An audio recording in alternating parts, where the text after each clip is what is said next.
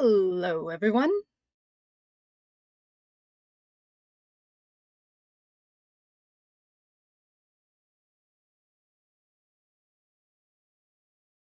Is the music up? Okay. Hello, testing.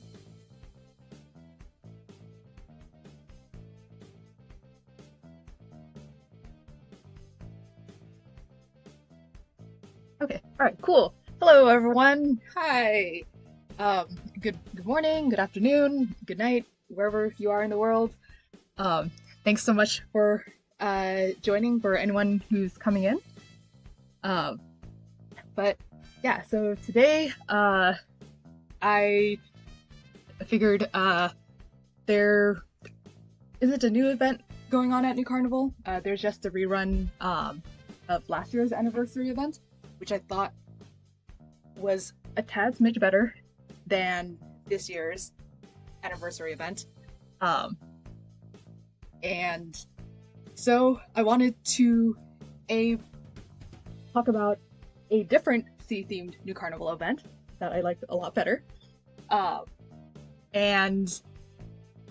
also, I don't know if anyone was watching the stream, New Carnival's Neon Carnival anniversary stream last year, but there's some amazing news. Let me pull it up. Ah! This is crazy! Ah! Bro, this is like, for anyone who's not into BL,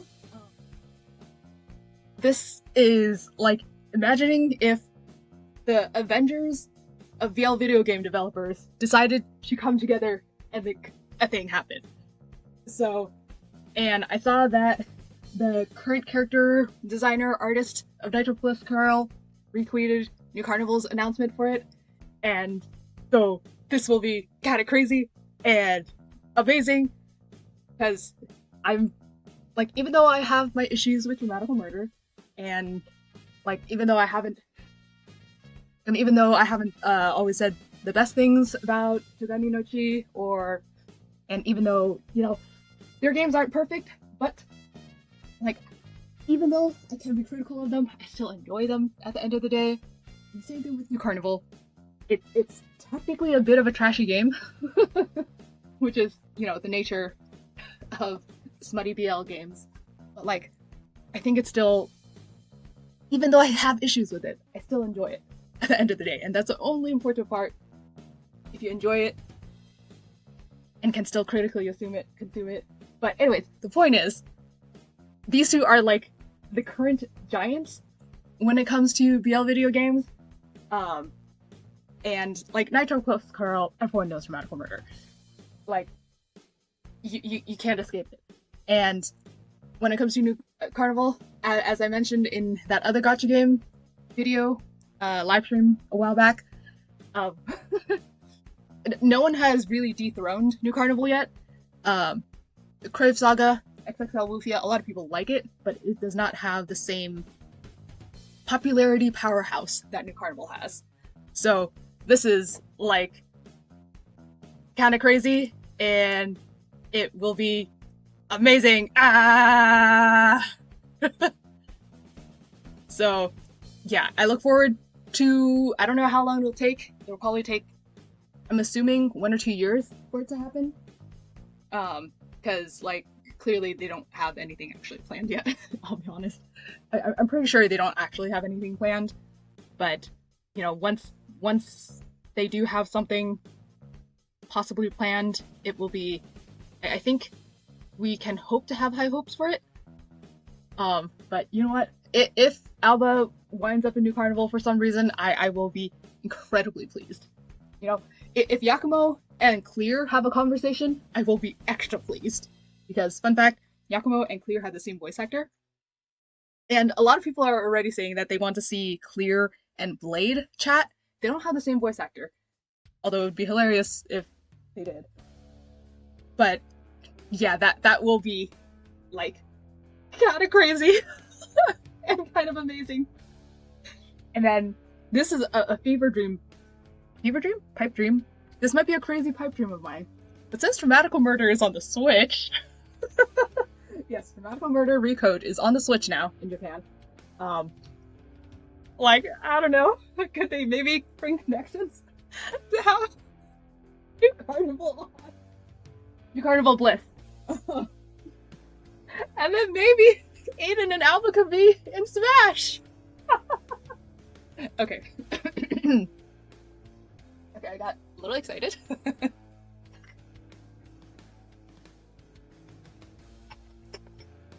But yeah, so that is that. But yeah, so I hope this is exciting. This will be very cool, and yeah. So now to get into what today's actual stream will be about. Let's go smoothly. Oops. Okay, that's not supposed to be here. Okay, alright. Yay.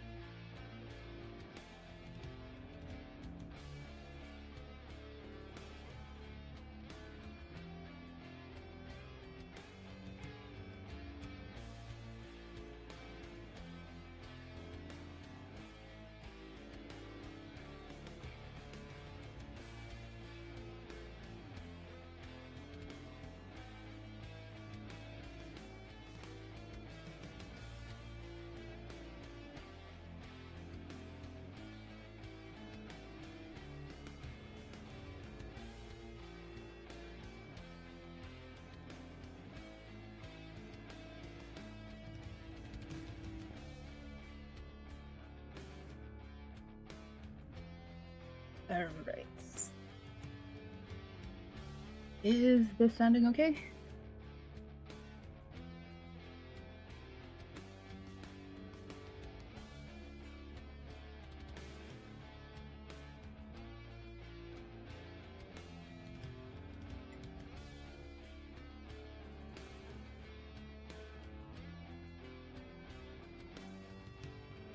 Alright, so, I mentioned, I think last week, that had a couple of issues with Veiled Voyage, which was supposed to be a swashbuckling pirate-themed event, and that usually gets me very excited, and I was a little bit, I already left all my comments regarding it back there, back last week. And so I wanted to share with y'all Mirage of Scales, which was, in my opinion, my preferred sea-themed event, not just because there's merfolk in it. And so therefore I am potentially a little biased, but again, this is just my opinion on what was a better sea-themed event, which I also realize there's not that many sea-themed events anyways, so this is like the only other one. But yeah, so I wanted to share this one because this one had a lot of feels, and also a lot of controversy. Well, okay, controversy in both a good and bad way. And, well, how should I say it? You know what, let's just get started, and I will, because, yeah, this is also a rerun from 2024, I think? 2023? Either 2023 or 2024, so people playing that are new to New Carnival this year won't be able to play it, unfortunately. But I did play it in the original run, and there were a couple of crazy things that happened in the story. On a meta level, on clarification, on not the story level, on the game, the story was kind of crazy. And people had a lot of big feelings and a lot of reactions, especially to the NPC. A lot of people were sad. And I realized this... yeah, a lot of people had a lot of feelings about the story, but also a lot of people had a lot of feelings about the gameplay and the cards, especially Kuya's card, and his intimacy rooms.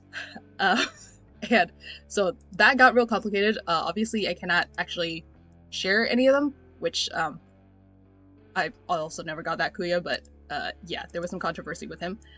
And then the gameplay, it happened right after Spaceblade, and that meant the difficulty level of Mirage Scales was ridiculous. Everyone was complaining about it. So yeah, so this event kind of rocked a couple of different waves, but a sign that I thought was pretty cool of how cool this event was is how lasting the NPC is. And if anyone was watching Neon Carnival last year, or not Neon, if anyone was watching Neon Carnival a couple days ago, Umi was in the top 3 NPCs! Ah! So, like, yay, he got some love! He didn't make an appearance in Real Voyage, but Umi, you know, at least he made an appearance in Neon Carnival, and therefore it's hopefully a sign to the devs that a lot of people liked him and his story, and it was a really good one. So, anyways, let me stop yapping and let's get started.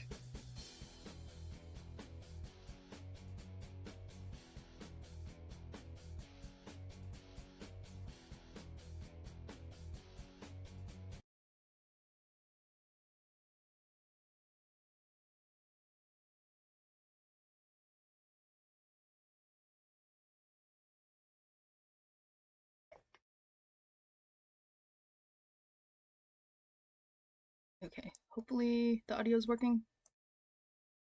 Okay.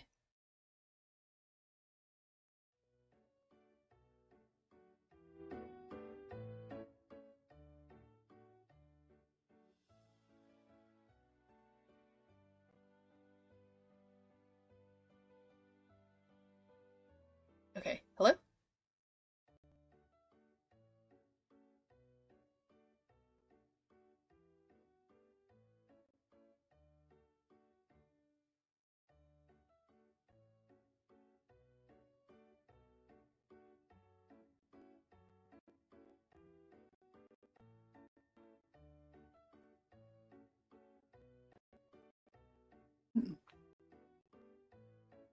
If the new Carnival audio is going through.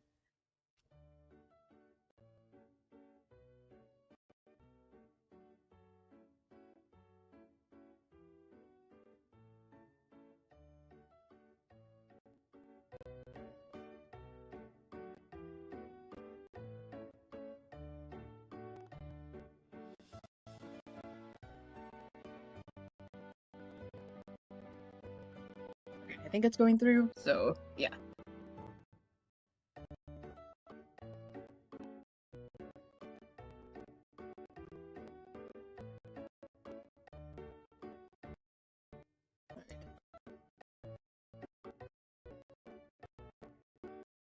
Okay, so this book, nothing in here either. Yakumo, what are you up to? Ah! Oh, it's you, Mr. Aiden. Did I scare you? Sorry, my bad. What's got you so focused? I'm reading recipes. I'm worried people might be getting fed up with my usual cooking, so I want to try my hand at dishes I've never seen before. So Edmund lent these from his private collection. Now that you mention it, I've noticed you trying new recipes recently. Or wait, new dishes, I think. Yeah, now that you mentioned it, I've noticed you trying new dishes recently. But recipes picked by Edmund, won't those be sweet as hell? Is there anything you'd like to eat, Mr. Aiden? I remember you have a preference for meat dishes. I ain't picky. I love everything you cook up. But those recipes you laid out, they seem a bit special? Aiden flips through the books Yakumo laid out on the table. Everything from the ingredients to the preparation methods appears unfamiliar.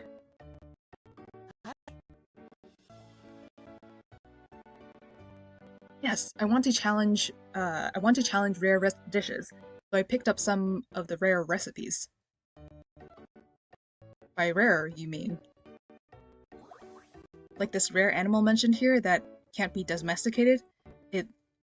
It lives in a dangerous area, very far away and hard to reach. Its meat is very special. Any dishes made with it supposedly taste absolutely delicious.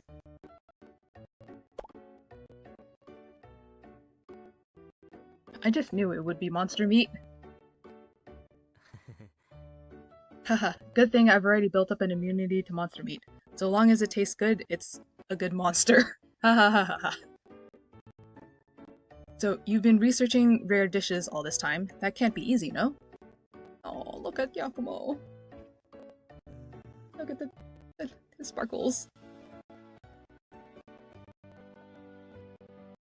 I have actually run into some trouble. Although recipes for these dishes have been written down, most of them are very hard to actually make.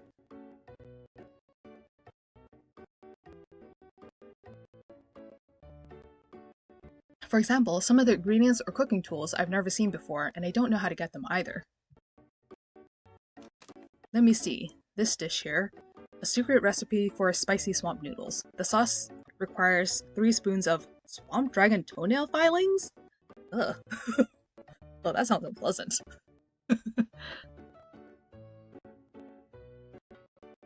That's gotta be a joke, right?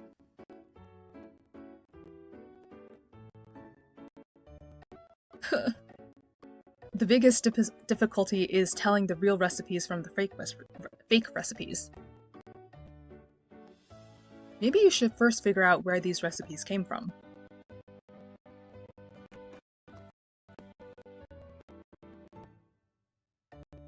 Okay, alright. Part of me attempting to voice act now, and I realized, yeah, because I think last week I said I was going to try to input a little bit of character into some of the voicing. I will try. I will try. I'm not an actual voice actor, but I will try to make interesting voices for them. Aiden! Yakumo, what a coincidence. Are you two also looking for books? Olivine? Just the person we need. For obscure customs like this, we're going to have to ask someone who's seen it all. Oh yeah, Father Olivine might just know some relevant materials. Eh?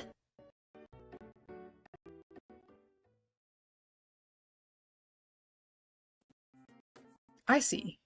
Oh, I see. Rare recipes, you say? Perhaps you could start by checking travelogues of faraway places. Travelogues? The priest walks to another bookcase, scanning the shelves until he finds what he's looking for. He pulls out an old and unassuming book. The mansion library really does have everything. I also own a copy of this book. I have no idea if that voice is any good. It records the customs of faraway places, including the characteristic dishes of each place. For example, this chapter introduces islands on the outskirts of the water territory. Each island has its own customs, very different from those on the mainland. That's our Olivine. Olivine? This page happens to mention the characteristic dish of some island. The ingredients used is merfolk meat? Yes, there are merfolk in this event. And I swear I'm not biased and that's why I like it. What the? I've heard stories about merfolk in the past, but those were all fiction. Does this place have similar legends? Maybe Klein really does have merfolk, who knows? Merfolk are a kind of fish? The book also says this dish has mystical effects.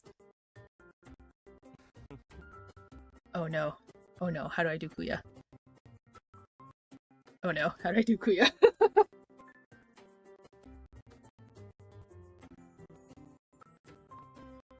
Okay, you know what? I think I'm gonna give Kuya and Olivine the same voice. As to be expected of a little yokai unversed in the ways of the world.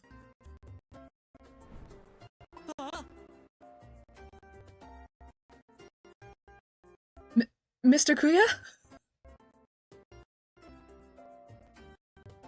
Ah, there he is, ever the elusive one. appearing out of thin air whenever something catches his fancy. Okay, so now here's a funny thing. Another thing that came out recently, a couple days before Neon Carnival, is that they released the schedules of the characters, and Kuya's schedule, like the average daily schedule, which I'm assuming is not their schedule when they're trying to save the world, is basically he wakes up at 5 a.m., does nothing for 3 hours, he boils tea at some point, and then he just like does old man walking or strolling or something like that until and playing pranks on the forest creatures. And then at 4:30 he has quote unquote lunch. And then at some point he also has a nap, and then he also does some puzzles or something like that. So I'm assuming really what that strolling is he's going around and like listening on people, and then he just, if Aiden is doing something interesting, he just pops in and teleports like this.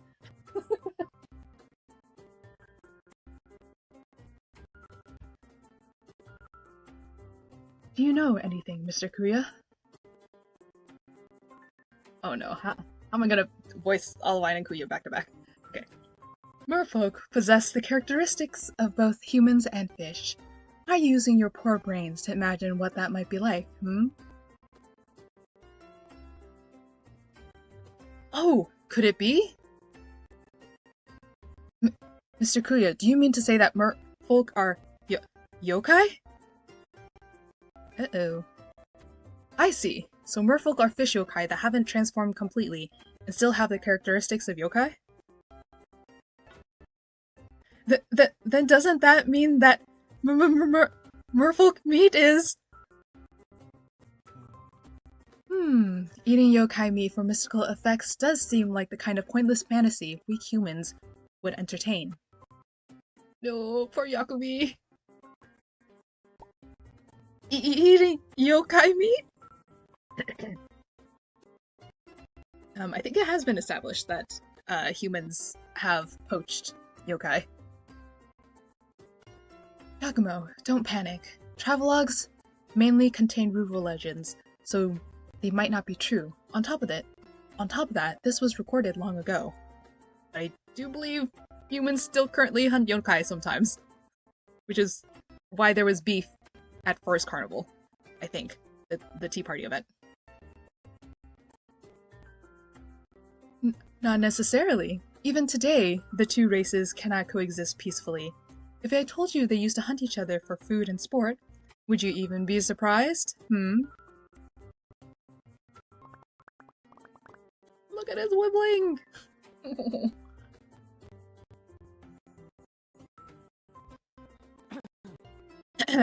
Kuya, quit scaring Yakumo. Though I'm a bit curious about merfolk. In my own world, they're creatures that only appear in fairy tales and legends. I'm also curious. Oh? Oh yeah? Does the little serpent yokai want to have a taste of merfolk meat? No. Aside from merfolk meat, the book says this island, because of its difficult terrain and rich fish catch, has many kinds of rare dishes. Are you planning to go there directly to check it out? According to the book, you can get there in about 2 days from the water territory. Go directly to that island? Whoa, that's a great idea! How about it, Yakumo? Dip into a totally different culture, you might just find inspiration for new dishes. That makes sense, Mr. Aiden. It might be better to just go there and learn something new than to stay in the mansion feeling frustrated. You must be interested in it as well, Olivine. Want to join us for a couple of days of fun? I would love to join you, but unfortunately, many things have been happening at the temple recently that require my attention. I'm unable to get away. Why not invite Mr. Kuya to join you? Oh yeah, so this event was after Elysium, where Olivine and Kuya... It was another controversial event. Kuya had a lot of controversial events that year. and but Olivine and Kuya are like buddy buddies now, I guess. Buddy buddies? They understand each other now. So, yeah, it's kind of wild.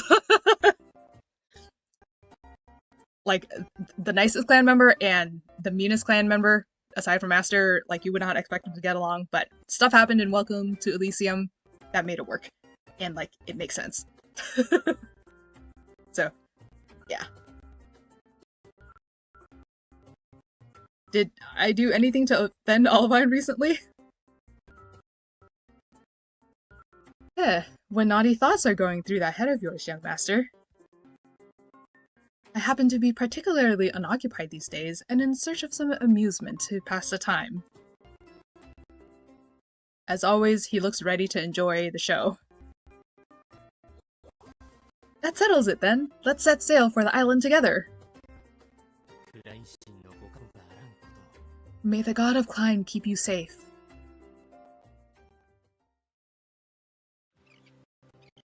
Alright.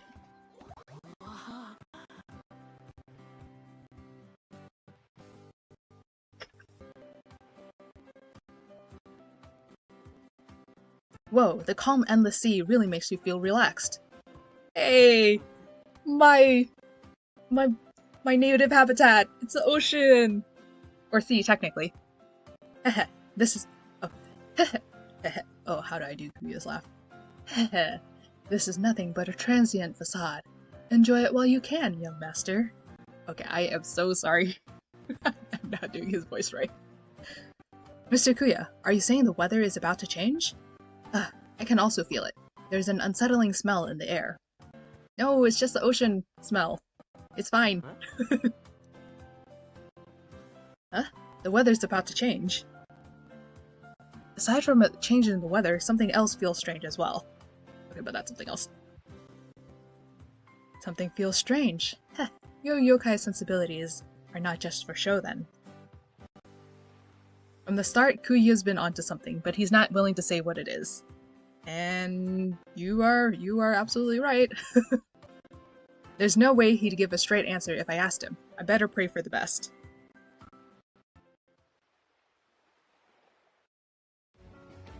Okay. Alright, so as you can see, compared to Veiled Voyage, this one sets up the story. Instead of... Like, sometimes you can start in media res, and that works, and New Carnival has had several great events that started in media res. But that one didn't start in media res. That was kind of like started in the middle of the... Yeah, it was kind of weird. But this one sets it up. Obviously, it could have been in media res, but, you know, I feel like for this one and how this story went, starting with the setup first worked. Like, and a real setup too. Not like, oh, they already know the plan, or something like that. I don't know.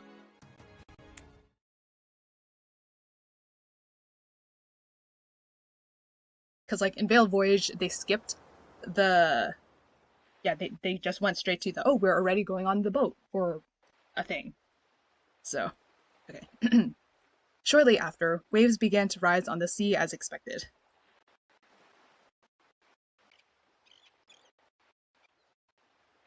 Whoa, the lag. After an arduous last leg of the journey, our heroes arrive at their destination, but are informed by a sailor they can't go ashore. You know, I'm curious if this is the same ocean background or not. I do love that. Blends in. Can't go ashore? What does that mean? The sailor points to the shore, where they see a group of people gathering by the harbor. They stare back with alarmed expressions, some of them even holding weapons. Ah. Okay, I think for these NPCs, I will try to come up with a silly voice for them. Outsiders? They're outsiders! What are they doing here? What's going on? Are they the island's inhabitants? These people gathered in the harbor the moment our ship approached the shore. They won't let us go ashore. The sailors also have no idea what's going on.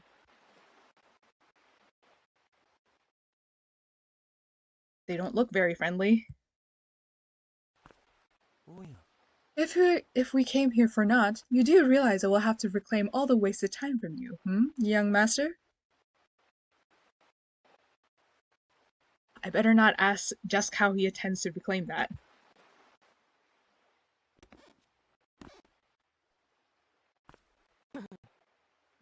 Greetings.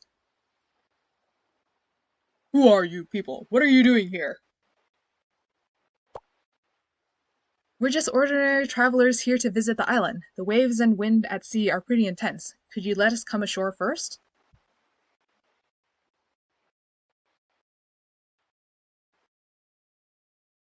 Visit? Quit pulling our legs. Right now we're preparing for the ceremony. How could we let outsiders run amok on the island? What if you offend the honorable merfolk? Screen is lagging a little bit. Is it okay?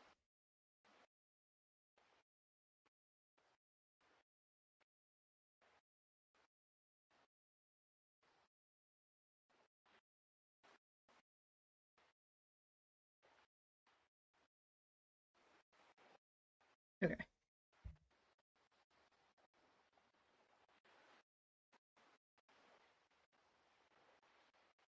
Ceremony?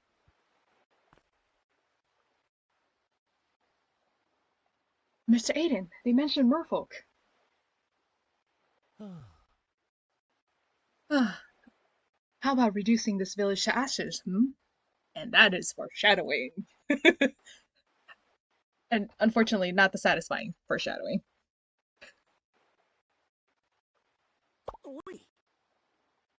You don't think the mood is bad enough as it is? Oh yeah, so one obvious thing is that because I have played this event already, the spoilers and the shocking twists and turns, that is not going to be a spoiler for me, so you won't have my quote-unquote raw reaction. And the one streamer that did stream this event, they did have a raw reaction, and the reaction was So unfortunately I cannot provide one, because I already know what happens, but, it is, like, the stream has now been taken down, so this... It's a bummer. Oh well. Alright. As the two sides are at a deadlock, a stooped elderly man slowly walks from the crowd, the noisy villagers making way. Okay, the village chief, I'm also gonna give that silly voice. Everyone, please remain calm. I'm the village chief here. Because we don't usually have outsiders visiting, it's only natural for the villagers to be wary. Do forgive them. But why did you brave the storm to visit us at exactly this moment? We read legends about this island and were curious about the local customs here. That's why we hopped on a ship and sailed here, to learn about the island's culture. I see. With the seas in such bad state, it would not do to have you sail back at this time. We'll let you stay in the village for now. Phew, thank you so much. You'll hardly notice us. But on one condition, you have to help us prepare for the ceremony. What?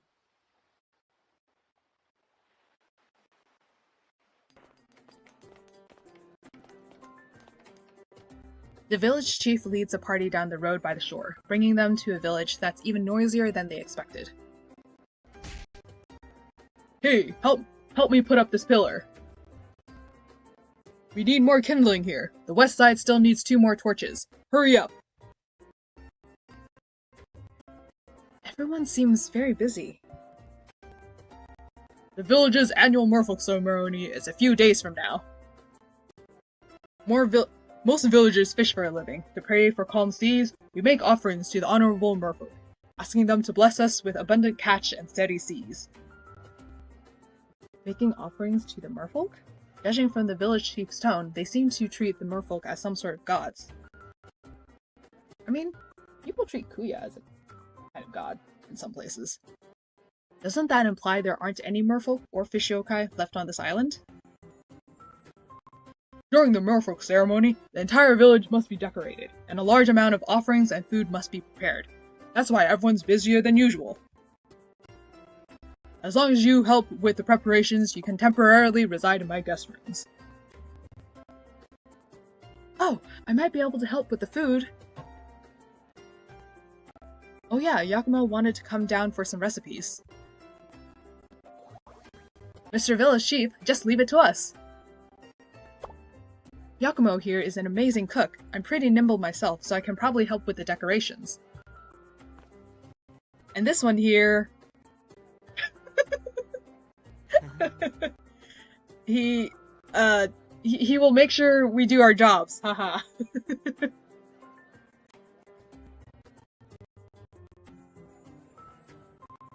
There's one matter I must remind you of.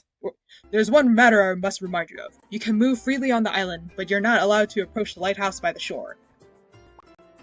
Lighthouse? And now you know the lighthouse is where they're gonna invade.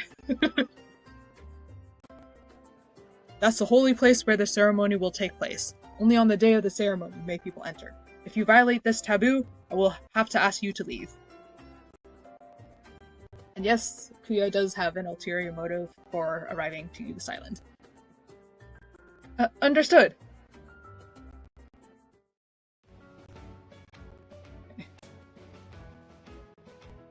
See, isn't it nice when you slow down and have a setup to the story? Like, sometimes it's nice to have action, but sometimes it's nice to have, you know, the setup too.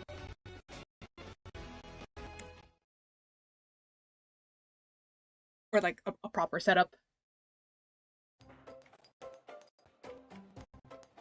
Outsider, get over here and move this wooden chest. Coming! Oh yeah, and they do get random outfits too. Oi, this rope hasn't been tied properly. Are you slacking off?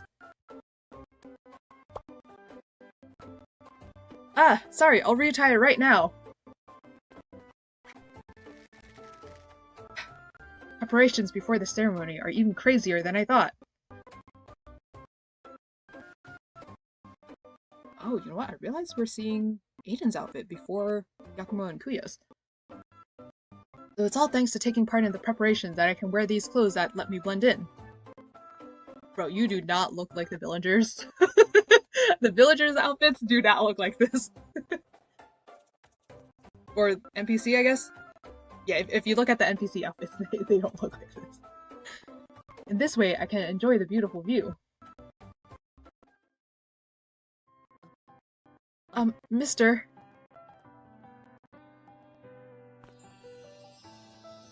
Yo, he's so pretty. Unfortunately, I didn't get Kuya, but I did get Yakumo. I guess he's still pretty anyways. You have to slowly heat this dish over a small fire, like this. Yakumo gives elegant traditional clothes like this. Oh, wait, hold on. Yakumo gives this elegant traditional wait, hang on. I can read, I swear.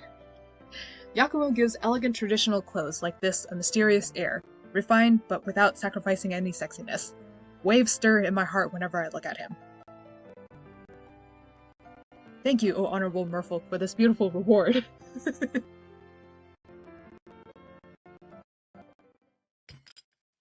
I've been preparing these ceremonial dishes for decades. Who are you to teach me how to cook? Oh, Yakumi. I didn't mean it like that. I'm so sorry. Yakumo.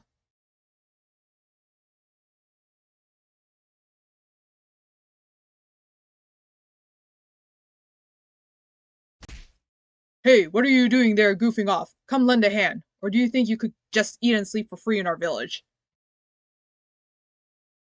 Be right there.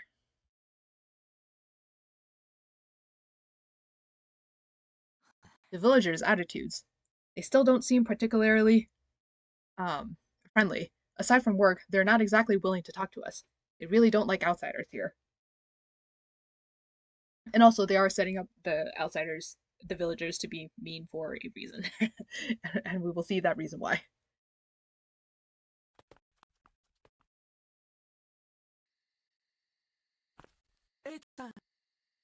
Mr. Aiden, you look exhausted. A sip of water?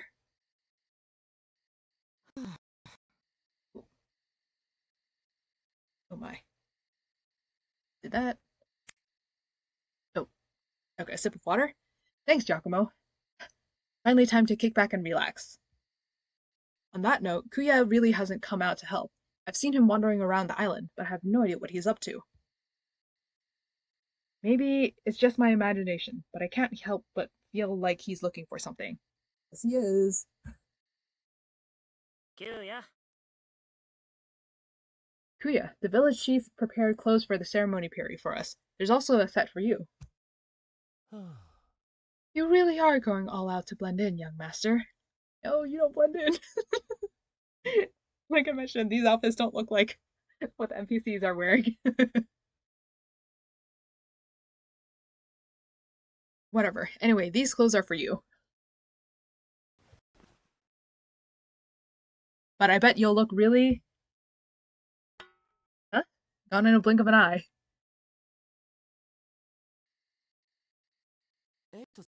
Mr. Aiden.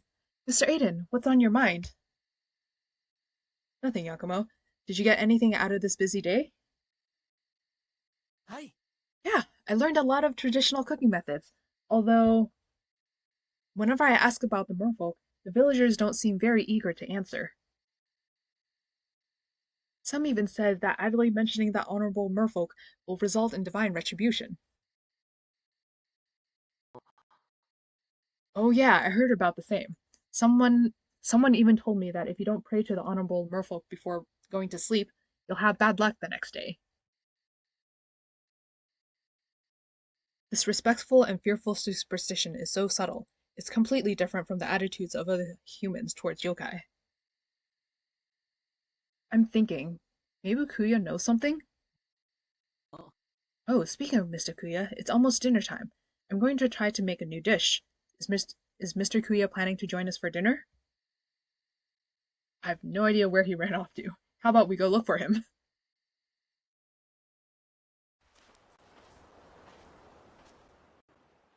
The wind and waves are going at it again. I doubt we'll be able to go home until the weather improves. Mr. Aiden, look! Isn't that Mr. Kuya? Oh, hello! Hi, Kiwi and Apple. Hi, welcome to the stream. Sorry, took you a moment to notice. But yeah, so currently, Mirage of Scales is not a current event, and unfortunately, you won't be able to play the rerun. But this one, I felt was like a better sea-themed event compared to the anniversary, Veiled Voyage. So I wanted to showcase this one since people can't really play it anymore. And yeah, it's also underwater related, and yeah, I might also enjoy it because I'm a little bit biased. But yeah, and then yeah, thanks, and I hope I hope you have fun. So yeah, all right. A familiar figure is standing by a reef not far away.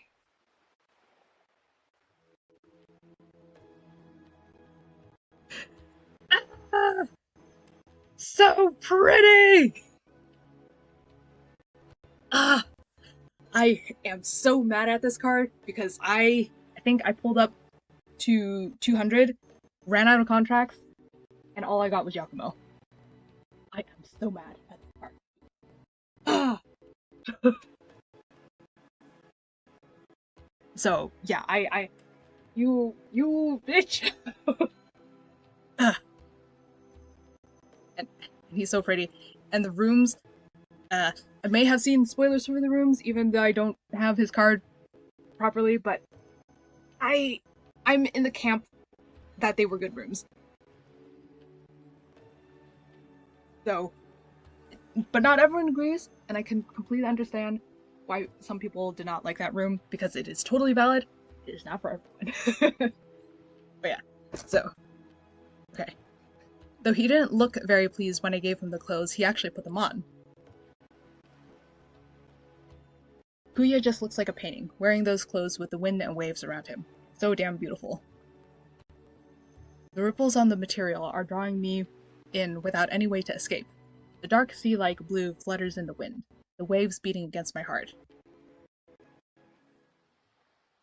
Okay, so if you noticed how Aiden reacted to Veiled Voyage, and how the Veiled Voyage outfits, and how he reacted to Yakumo and Kuya's outfits, He's a lot. Okay, he wasn't as horny this time, but he was very elaborate. Whereas Veiled Voyage, his reactions were kind of mid. What was going on? At least in the English translation. I don't know. Maybe in Chinese it was a lot more elaborate, but in English it was kind of mid. Mr. Kuya doesn't seem to have noticed us.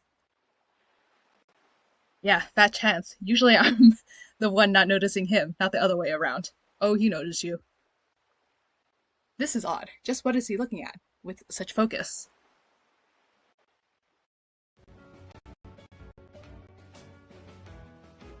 Okay.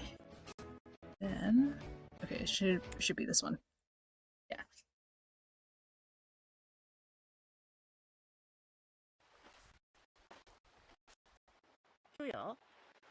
Kuya, what are you looking at? Inen moves to the fox yokai's side. Kuya casts a brief glance at him before continuing to look ahead. Iden and Yakumo turn their heads in the same direction, but all they see are reefs.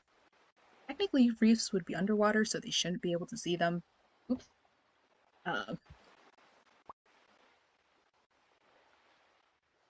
There's nothing there.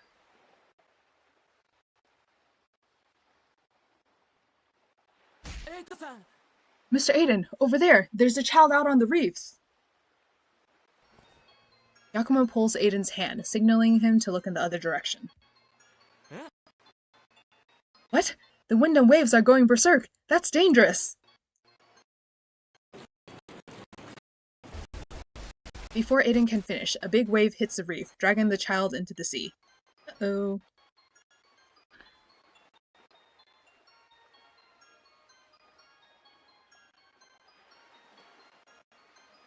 Ah! Oh yeah, I'm also going to try voice acting and attempt at voice acting for some characters. Ah! He fell into the sea! We have to save him!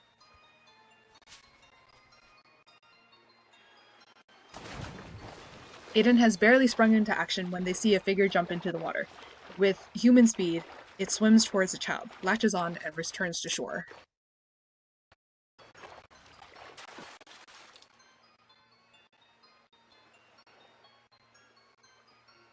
Ah! Okay, there was a flash and it was gone, but ah! Okay. One of my favorite NPCs. Okay. Where did that guy jump into the water from? I didn't see anything earlier. Also, he swam so damn fast. Was there a line that skipped?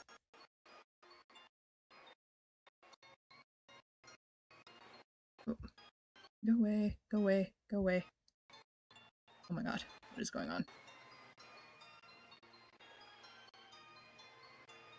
Okay, yeah, that line was there. Okay. Oh, was Kuya looking in that direction earlier? Ah! Ah! Oh my god. You... Okay, many thoughts and feels. Yeah, okay. What are you doing? Oh, what voice do I do for him? um, what are you doing outside? What are you doing outside in weather like this? I don't know, I'll just use my normal voice. I wanted to see how high the waves could get. Hurry home. If you don't want a scolding, don't tell anyone you fell into the sea.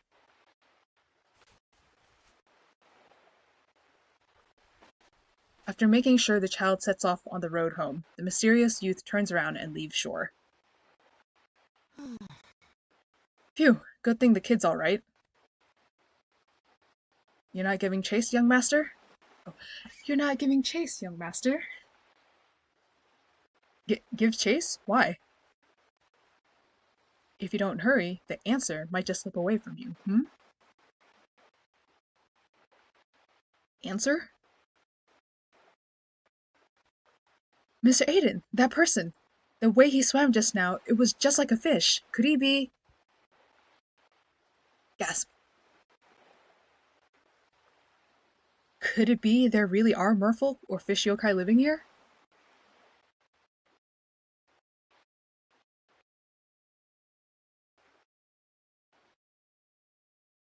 Let's follow and look. Okay. Waiting for the stream to catch up. Because, yeah, it's moving at normal speed on my computer. Stream is, seeming to be a little bit sad.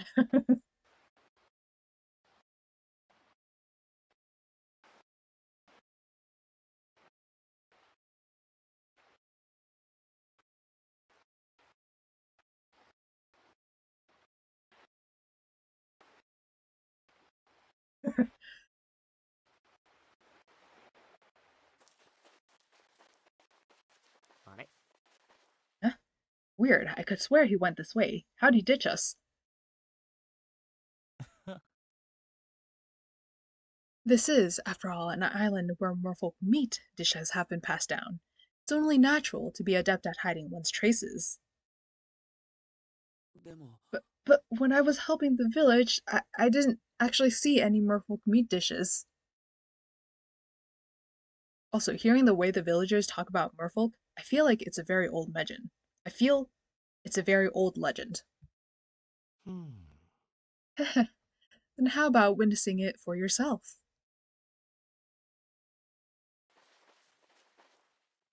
Kuya suddenly turns around, leading the others around a huge reef where they see the youth who jumped into the water to save the child, a startled look on his face. Gasp. I don't know what voice to do for Ubi.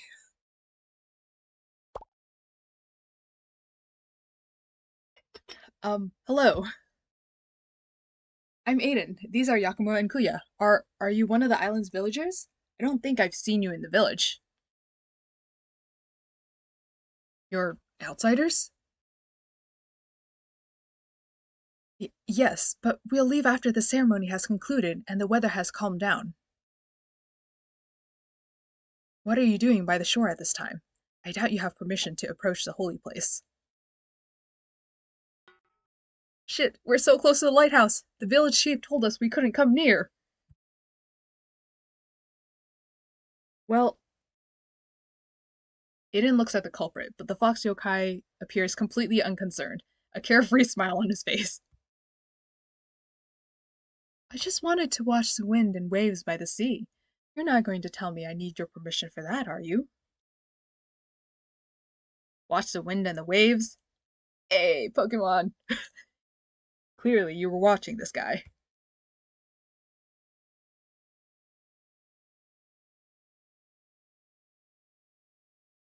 Watch the waves. Saying that reminds me, that person also used to enjoy watching the waves from the shore. But that was in brighter days. He enjoyed the sound of the tide softly washing over the beach. Ah! Ah!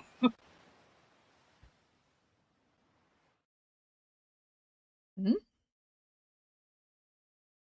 The youth's words confuse Aiden, but he quickly snaps out of it and looks at Aiden with a serious expression. I do think it's very funny he's calling him youth, because they do that with Yakumo too, but like they're very, at least Umi is very much not young. He is not young at all. Waiting for the weather to calm won't do you any good. You had better leave this island while ships can still sail. What? Huh? What do you mean? Or what do you... Oh, he gave us a slip. Didn't get around to asking the important question. Mr. Aiden, that man had an unusual smell about him. If you're able to sense that, you've at least made some progress. And that is Kuya speak for I approve. Don't tell me he really is a merman.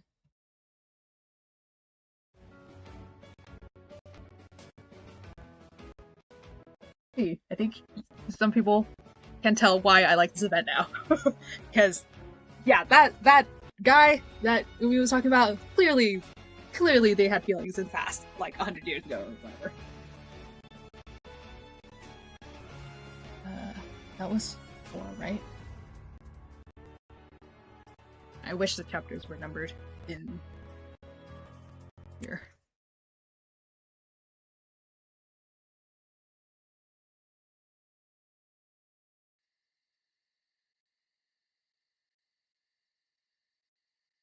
Somehow, it's already day of the ceremony. Tonight's the night. The villagers have formed a long line around the path leading to the lighthouse. Mr. Aiden, the end of this road is probably the holy place we're not supposed to approach. In a moment, you will follow the villagers to the holy place to pray to the honorable merfolk. Huh? We can take part in the ceremony? You've been of no small help preparing for the ceremony. The villagers believe the honorable merfolk have accepted you, so we've made an exception to let you take part in the ceremony. To let you partake in the ceremony.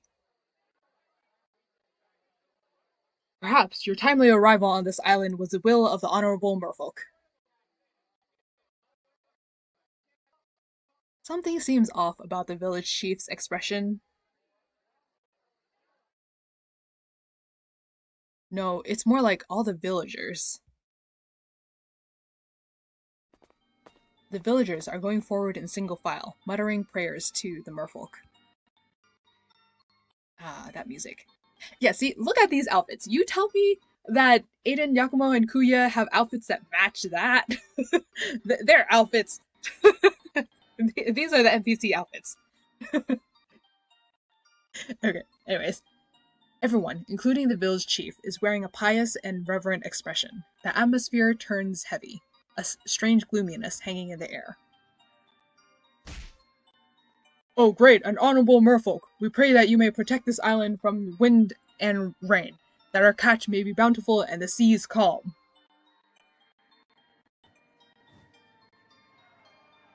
Great, an honorable merfolk, grant us your protection. Please feed on this flesh so that it may give you the strength to once again extend mercy to us. Honorable merfolk. Bro, honorable merfolk is such a tongue twister.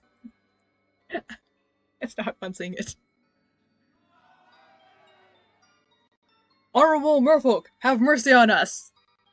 And I think you can start to piece together what's going on with some of these prayers that they're saying.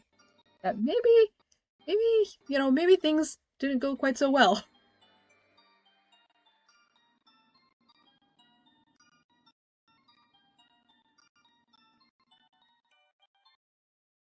Okay, this ceremony is giving me the heebie-jeebies.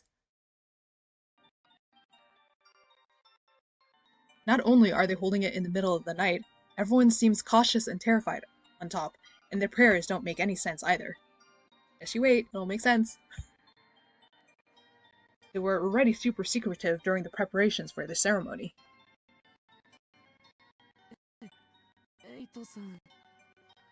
Mr. Aiden, it's our turn to go in.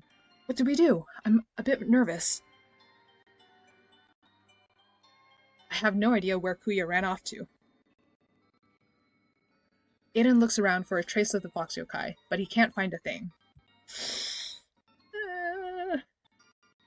And he normally loves to butt in, but is it because he knows there's no fun to be had at the ceremony? I doubt Kuya came to this island just because he didn't have anything better to do. I feel he knows a lot that we don't. Yep. Kind of. He still is looking for the answers, but, you know. Aiden and Yakumo follow the mumbling villagers into the holy place. The top of the lighthouse located on a small island off the coast, connected to the main island by a wooden walkway. Think we see it? Oh no. Oh, no. Okay, we go right into it. Ooh. Oof. This is the relic? It looks like a fish scale. Place your hands on the relic and make a sincere prayer to the honorable merfolk. A prayer? Then I'll pray for the honorable merfolk to bless us with a calm sea on our trip back home. Aiden places his hand on the relic. The fish scale sign shines brightly, reflecting light in all colors of the rainbow, as though emitted by the relic itself. And it is very... It's pretty, but something feels off. Huh? I can sense a strange essence. Yakumo, you... Uh-oh. Uh-oh. Just as Aiden wants to remind Yakumo, the latter has already placed his hand on the relic. Surprise shows on his face. So, for obvious reasons, Yakumo and Kuya haven't really been advertising that they're yokai because of, these villagers being a little bit off. And you can foreshadow, you can probably see what's about to happen. Uh-oh. Uh-oh. Uh-oh. Uh-oh. Mr. Aiden, The serpent yokai's expression turns manic as his yokai powers appear to be affected by the relic's essence. Uh-oh. An uncontrollable feeling wells up inside Yakumo, leaving him with no choice but to look to Aiden for help. Unfortunately, Yakumo also has scales, but they're snake scales, not fish scales. But, can't really tell. Yakumo, what's wrong? Uh-oh.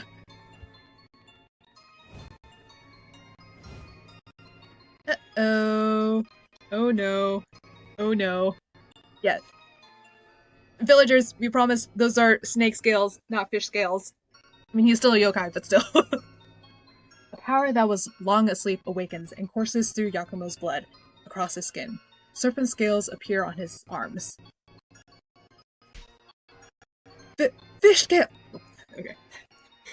Fish scales! Yes, fish scales! No, they're not. They're snakes. No, those aren't fish scales. Oh, you guys. Shit, of all time, Yakumo has to show yokai signs. Okay, how do I? Okay.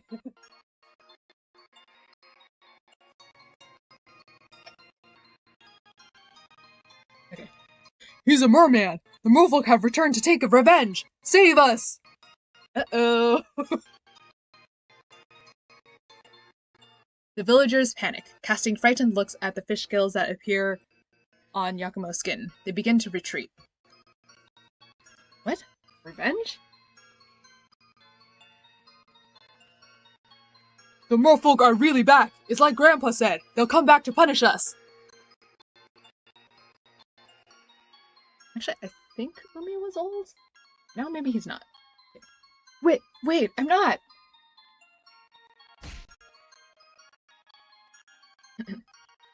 What are y'all scared of? There's enough of us to take care of one little merman. No! Yeah! There's nothing to fear! Get that merman and his companion!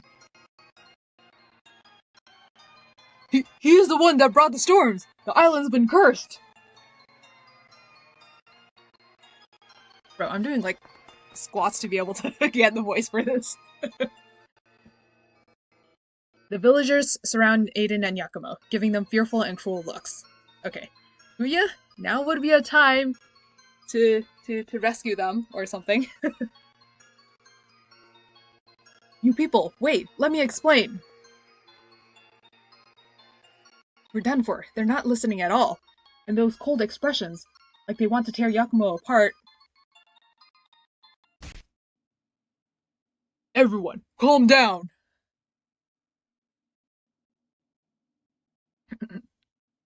Mr. Village Chief!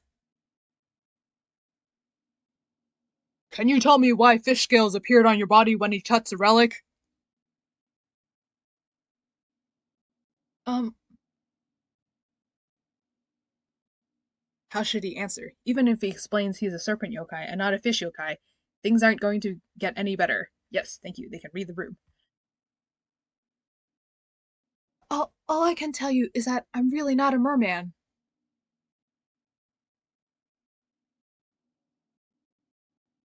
Looks like you have no intention of explaining yourself. Well then, until the ceremony has concluded, I must restrict your movement to avoid greater conflict. Uh-oh. Uh-oh, things are not going well.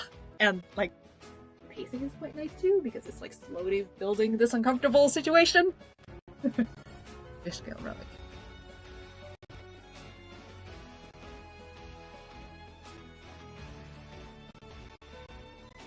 How many more do we have? Okay, just not much.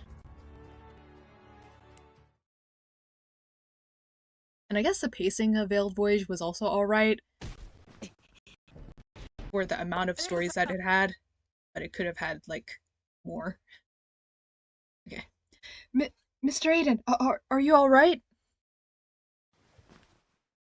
I'm fine.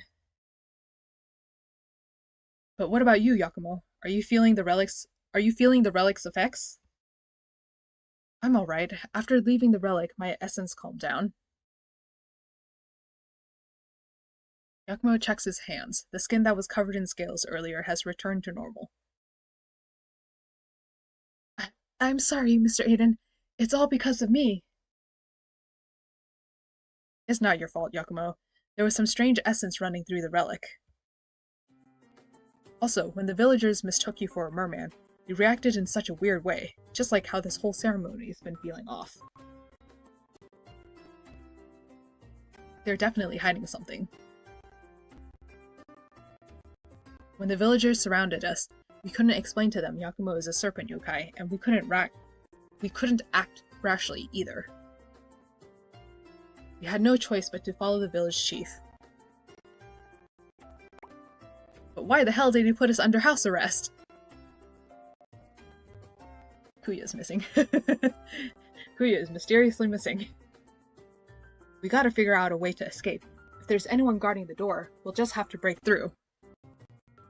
I am noticing with some of these later events that there's always this random, like, we dedicate this one section to a character. Or something like that. And, like, I do like that we're having Kuya mysteriously being missing for quite a good chunk of the beginning, because there's a reason and it fits the story. And yeah, like, he's missing screen time, so to speak, but, like, it's on purpose and it fits, and there's a reason why he's missing screen time. Okay. We gotta figure out a way to escape. If there's anyone guarding the door, we'll just have to break through. Yeah, you both have more essence than these villagers. Okay, I don't know how to do Yakumo sob. I wonder where Mr. Kuya is. Will he come looking for us? Speak of the devil. Obi! Okay. They look to the window where the noise is coming from, where a face they did not expect appears. You're that... Shh! I will break the bars in a moment. The people guarding the door will definitely hear it, so you have to act fast and leave before they come to check. Okay, and now that Yakumo has revealed his scales, there's a reason for you to come. For Umi to come.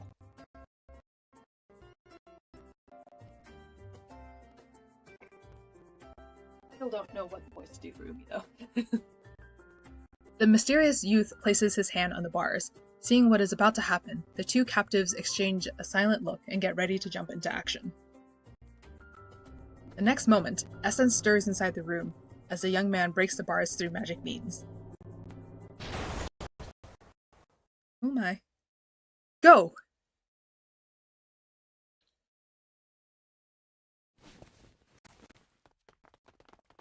Uh-oh.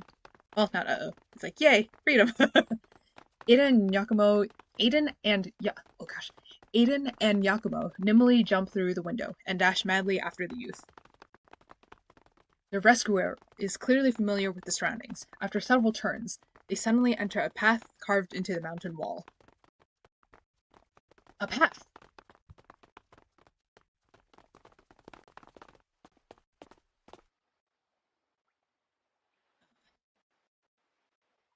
Ooh, actually, I don't look at... okay, so that is clear where he's storing his food, and that is guessing that's like the back door to the relic area. Or the lighthouse, I guess, or the cave or whatnot. Okay. They walk down the winding path and step into a completely different world as a wide cave opens up in front of them. Whoa, look at all these carvings on the walls. It's completely different from anything you see at the village. You see the village? From anything you see the village. From anything you see at the village. They slowly make their way to the center of the cave. Aside from the carvings on the walls, the surroundings have maintained their primitive natural look, despite clear traces that people once lived here. Is this your home? It's not my home. It's merely where I live for now. I'm guessing his home is like underwater. Oh gosh. Okay. Where you live, or rather, it's where you hide, hmm? Was Kuya here this whole time? Or, like, hiding with Umi? Kuya, what are you doing here? Or, I guess not. How did you find this place? Find? Heh. Such a weak barrier doesn't amount to anything. I walked right through it. Mr. Kuya just said this is a hiding place. Mister, could it be that you're hiding here? Yes, yes. That's right. If I were to show myself, the humans in the village would be scared. I don't know what voice to give. So, you're a yokai, right? Oh, that's how it is. The strange feeling was a yokai aura. I'm Umi, a fish yokai. For the humans on this island, I'm probably one of those legendary merfolk. With quotation marks. Ah! Okay, I believe Umi actually.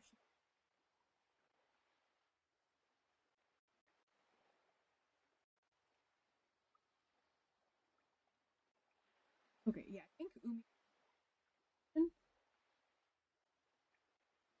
knows. But yeah. Also, another thing that I don't think much people mention, or maybe some people have mentioned, he's he's darker skinned than Dante. He's one of the few, if no, actually, yeah, he is literally the only other character aside from Dante and Morbe who has dark skin of any kind. Because everyone else is like shades of beige. So yeah, even in Dramatical Murder, like Mink, I think Mink and Mizuki. No, not even Mink. Mink's not all that dark. I think he's like slightly tan or something like that. I think in some official art, Mizuki is darker or more tan. So yeah, but yeah, so he has actual melanin. Oh my god, he is a fantastical creature though. So like, not fully human, but whatever. He's like, you know, and okay, another thing that is, it's my stream. I'm not well known or anything like that, so it's fine for me to say this. But another thing is that might sound super hella weird, but oops, I was not supposed to. Okay, another thing that might sound super hella weird, um, is that okay? Well, now he's covering it up, but okay, you can see Umi's nipples, and the nipples are brown, not pink. And there's this weird thing in like a lot of fiction where they attribute um characters to all have pink nipples, and in the case of some darker skinned people, and even some non-white people, their nipples are not pink; they're brown. Speaking from personal experience. I'm not going to explain why. Yeah. Okay. Anyways, I missed that line at first. Okay. Oh, right. I'm Umi, a fish yokai. For the humans on this island, I'm probably one of the legendary merfolk.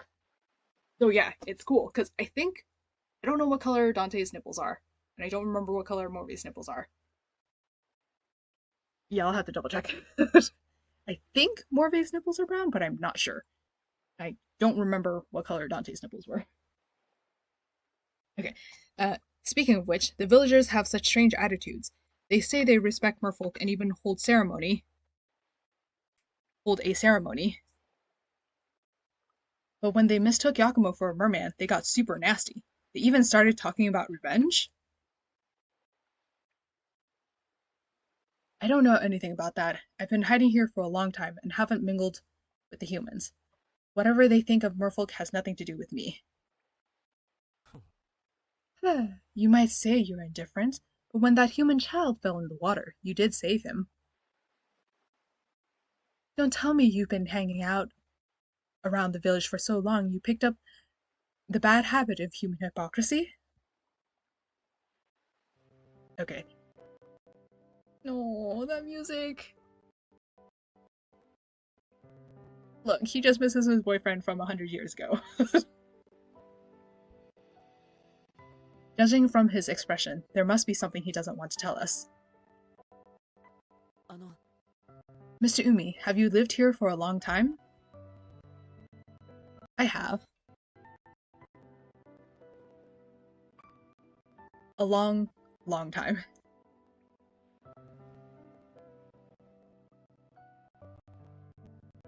Yeah, see, he has brown nips. Okay, anyways. The fish yokai's tone reveals hardships at odds with his youthful appearance.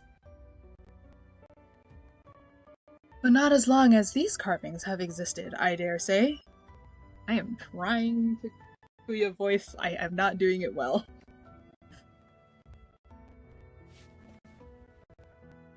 Fox yokai breaks the silence. He softly strokes the carvings on the walls, a hint in his voice.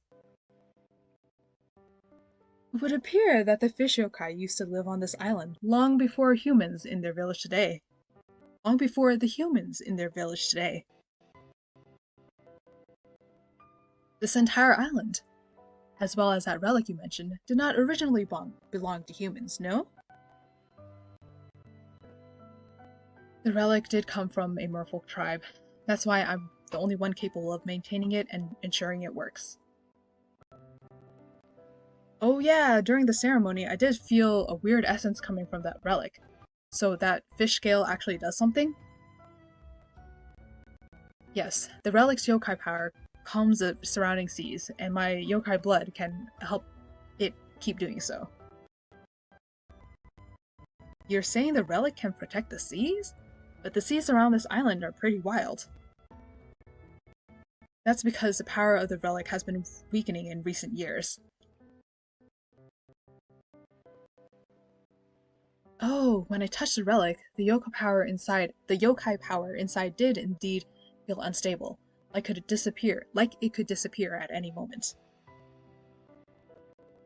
That's why I took the risk of rescuing you. To put it bluntly, I didn't do it for nothing. The fish yokai suddenly looks at Yakumo with a grave expression. During the ceremony, strong yokai power suddenly burst from the holy place. That power came from you, didn't it? If you're such a powerful yokai, do you know of any way to save the weakening relic? Huh? What? I wish I could help you, but maybe it's because I'm not a fish yokai, but it felt like the relic's essence rejected me. That's why things turned out the way they did. I see. So it only works with fish yokai? No.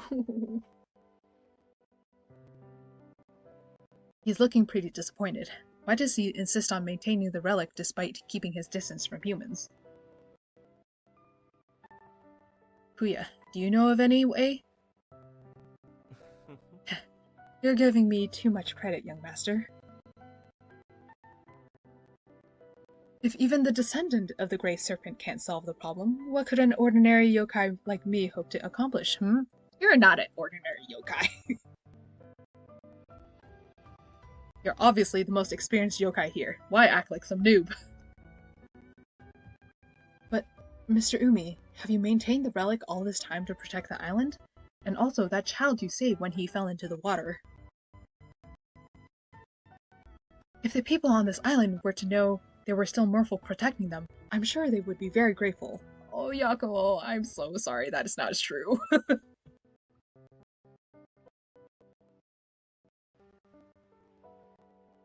No, I'm not doing this to earn their gratitude, and I don't want to let the humans on the island find out. But...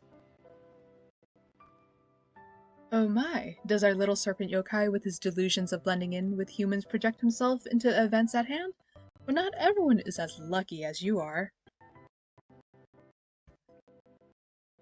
Ugh, ugh.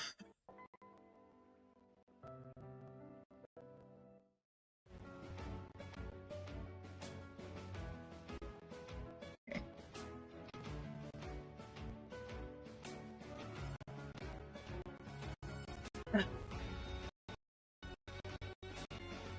Island memory. Okay.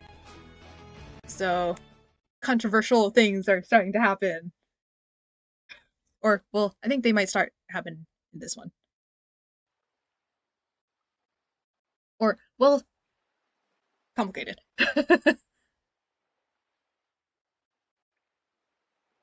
Yakumo, he's probably hoping that Umi can coexist with humans just like him.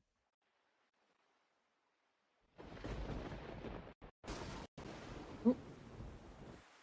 Suddenly, the sound of thunder outside the cave cuts through the silence, reverberating on the walls. The screaming wind and raging waves fill the cave with unease. It sounds like the weather got even worse. Indeed, we might just be stuck on this island for eternity, What are you so happy about? You can't possibly think being stuck on this island is fun. Or, do you have a way to leave? Yeah, Kuya has a way to leave. Are you just going to keep assuming I have something to hide, young master? Based on my understanding of you, I'm not wrong, am I? Hehe. The fox yokai does not give an affirmative answer. He merely laughs softly and turns to the fish yokai. There's one place left on this island I have yet to visit. The relic you speak of. Take me to it.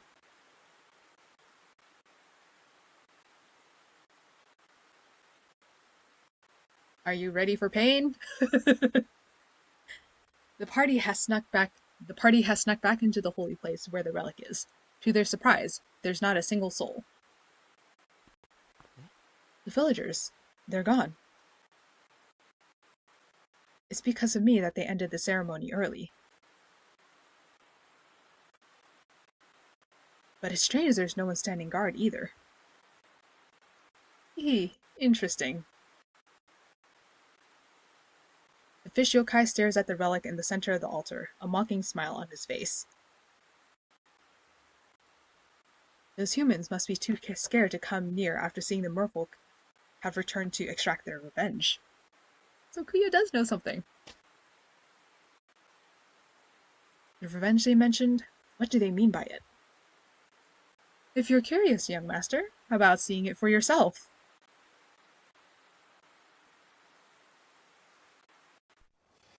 Uh-oh.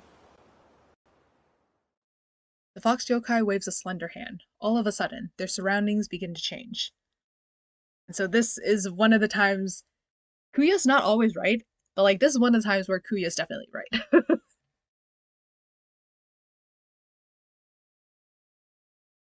Scenes from all over the island flash before them, yet the people and events shown are completely unfamiliar.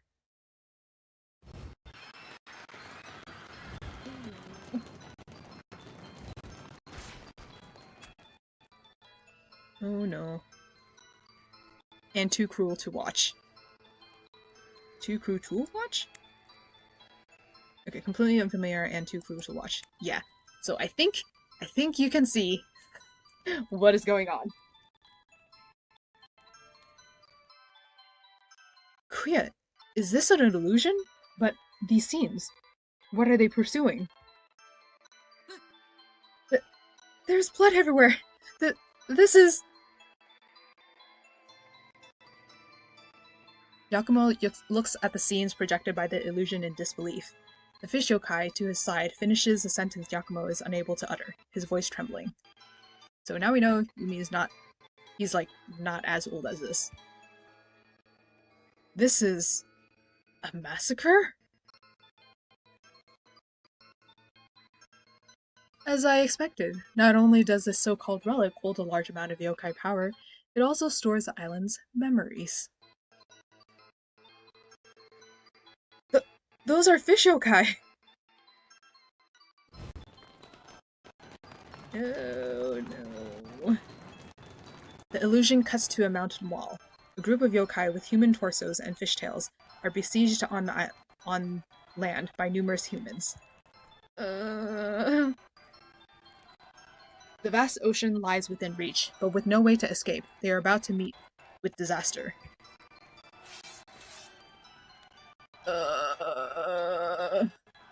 This is very uncomfortable. The human villagers are carrying torches and weapons, murder in their eyes. Ignoring the merfolk's pleas, they raise their weapons without hesitation and bring them back down with full force. No, don't!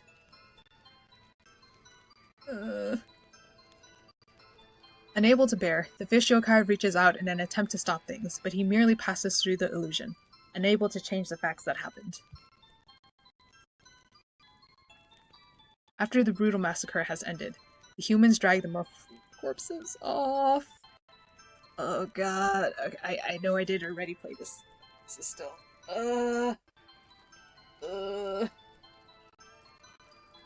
It's still not... Still not good. Okay. The shoreline has been painted red, the humans' happy faces turn malevolent by the light of the fire.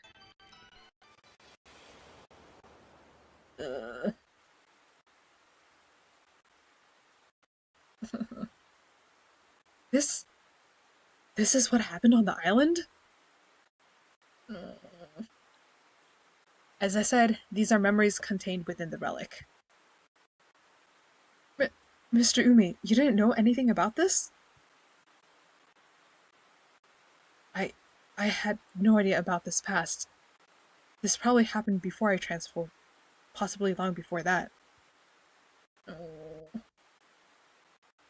But it's impossible the villagers don't know the history. That's why they hold the merfolk ceremony. And that's why they were so afraid when Yakumo showed skills, thinking he was a merman back for revenge. Uh-oh. Oh no, again! This just keeps getting worse!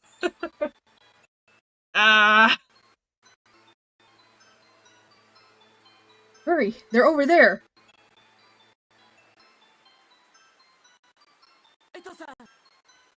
Mr. Aiden, they found us! Shit. Before they could react, the villagers are upon them, surrounding them and blocking the holy place's exit. Everyone, including the village chief, is carrying weapons, the resemblance to the scene they just witnessed uncanny. After all I went through to save you, you just had to escape, and now you're even snuck into the holy place? This isn't good. And they're hiding someone we've never seen before. These outsiders were lying to us from the start. Clearly, they mean us harm. Oh, you bastards. Oh, you bastards.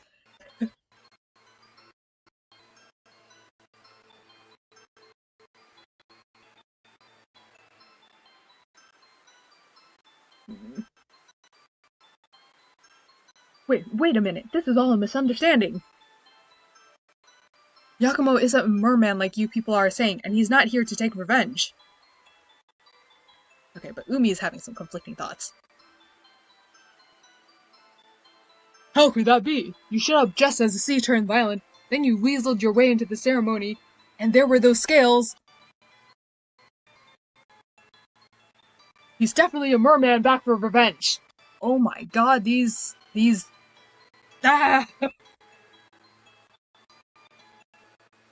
Yeah, poor Yakumo has lived a fairly sheltered life with his small little village. Clarification, he wasn't exactly sheltered, because when he was a child, and he was like a baby snake, like obviously he was encountering bad humans. But like for the majority of his life, he has lived fairly comfortably. But like way back then, when he was a little kid, Yeah, Kuya was wrong on that part because you know what? Kuya doesn't know Yakumo's childhood, so he doesn't know that Yakumo used to be bullied by humans. But at least Yakumo has seen, like, the nice side of humanity. What? That's not it! Yakumo? And, okay, so even though Kuya is one of my favorite characters, Yakumo has some really cool moments in this too. And Umi has some really cool moments. Basically, this was a cool event. I think the cool moment, Yakumo's cool moment, is about to happen either this one or next one. I forgot exactly when it happens. Yakumo, too nervous to speak earlier, takes a step forward. It takes all of his strength to keep his voice steady. I'm actually not human, but the idea of hurting humans has never crossed my mind. In fact, many of the people important to me are human. I know I'm different from them, but they've always accepted me for what I am. But these people across from us, the images they saw earlier flashed through Yakumo's head. With mixed feelings, he looks towards the villagers, grief written on his face. I like humans. Humans have given me so much warmth, but these people... Yay, conflict time! If those things have happened to me, would I still want to live together with humans in peace? And then there's me.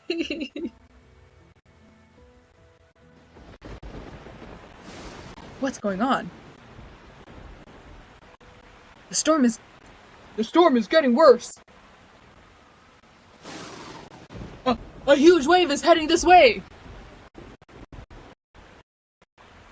Oh, yep, okay. Yeah, I think this is Yakumo's moment. What? There's no way we can avoid a wave that big, even if we stay in the lighthouse. The curse! The curse of the merfolk! The merfolk have come to take revenge! To be fair, the merfolk definitely deserve their revenge. Hehe. A bit late to repent now, Damn it, it looks like the relic's power is already...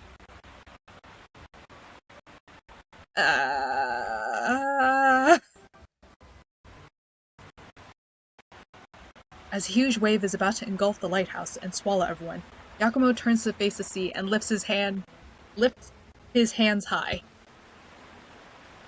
There's no other way.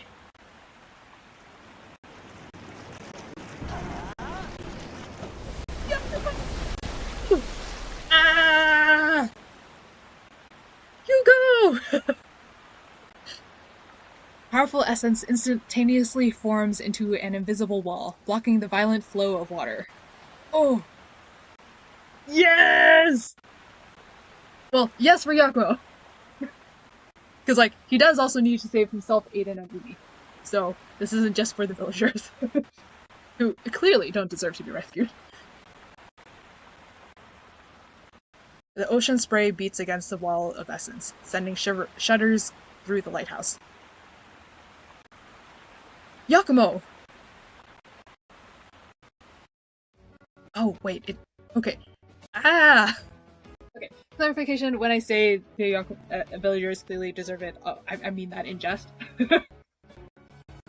Okay, I am at this lovely cliffhanger. I'm just gonna grab some water and be right back.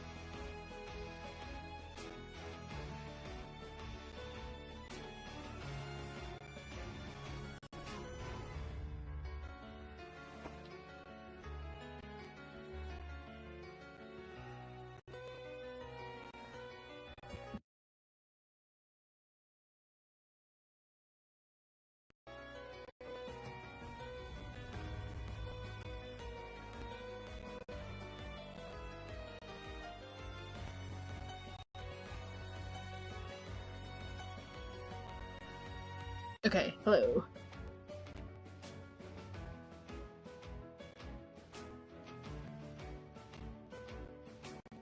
Okay, that was idle memory. Okay. Alright.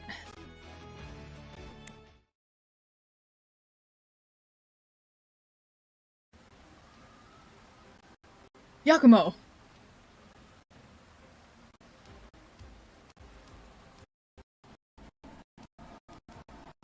He's blocking the waves with magic! Ha! Ha!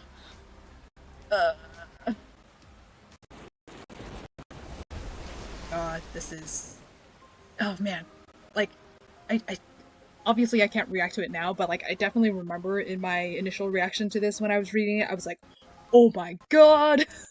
Because like, this is a moment, you know? Because Yakumo, like, in all his previous times, he's always had issues and concerns with using his power, especially using it in like a large way. He has a lot of trauma revolving using his powers. And like, Kuya was wrong. Like, Yakumo has been bullied and beat up for his yokai-ness, even though he currently has good times with humans. But, you know, prior is a different story. And so, he does have a lot of trauma revolving around this. Right.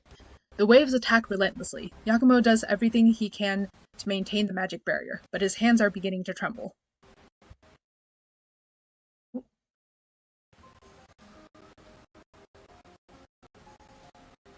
Everyone, get out of here! Yakumo, is he pushing himself too far? I can feel his essence getting unstable.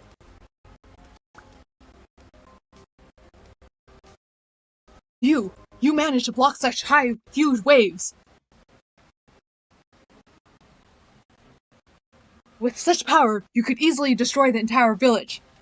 And oh my god, I am pretty sure I got so mad when the villagers said that. I was like, bro, he's saving your lives right now. What are you guys up to? What? Are you guys okay? No, you're not okay. You're clearly have issues. So, obviously it's a not all humans thing, but like, bro, he's trying to save you guys right now. Although the villagers barely survive the wave by the skin of their teeth, they cast wary looks at Yakumo casting his spell. What the hell? Yakumo just saved your asses! Ah, surely you now understand, young master, why some yokai choose to hide in caves and avoid crowds, hmm? Yes, we know you're right, Kuya. Then Umi's there feeling conflicted! Because this story is on the rather dubious end. Or not dubious end. It is conflicting. You know? It is conflicting. There's conflict. And no right answer, technically. Like, Kuya's technically right, but also it's complicated. And obviously Umi would have complicated feelings, because like, he wasn't alive when those original, let's be honest, massacres, genocides, massacres probably? Yeah, massacres happened. So, can you see how it's complicated? So, yeah, poor guy is going through it. You people said he wasn't a merman, but he has such massive power, and he admitted himself he's not human. Oh my god, do you guys... Are you guys so sheltered that you don't know there's other yokai? What we're waiting for! We should strike while he's unable to move! Oh my god, these friggin' assholes! Oh my god. Like, yeah, I remember being very mad the first time hearing it.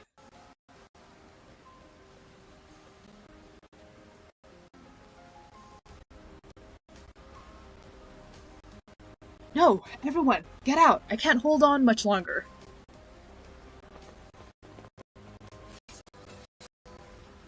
Driven by their fear, the villagers raise their weapons and approach. And admittedly, if we think about it from the human side, they are probably... If they were villagers this whole time, and something... I'm trying to think of a reason why the villagers would be reacting like this. You know, propaganda, maybe they don't know the real history, and they're just telephoning, maybe it's a cult, I don't know. Who knows? Maybe they have a reason to believe in this. Especially since, again, it was happening a long time ago and they probably don't know.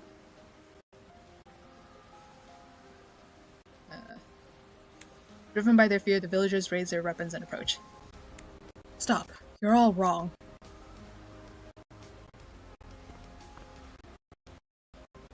The fish yokai opens his mouth to halt the mob and slowly moves to the center of the holy place. He stops the altar by holding the fish scale relic. Fish scale relic bites one of his fingers. Wait. That grammar. He stops by the altar holding the fish scale, bites one of... I'm guessing that's supposed to say, and bites one of his fingers.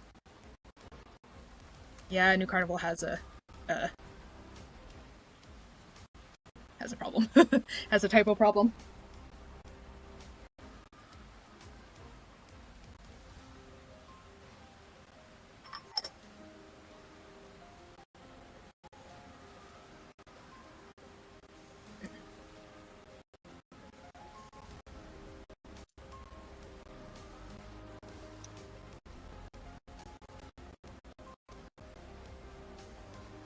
He then places his hand on the relic, blood dripping from his finger.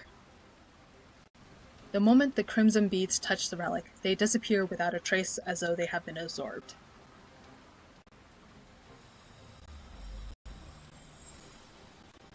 Gasp. The relic's essence, it feels like it's resonating, and it keeps spreading.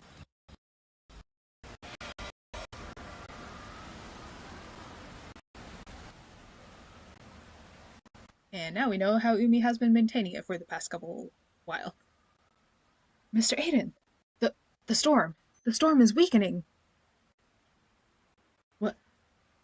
What's going on?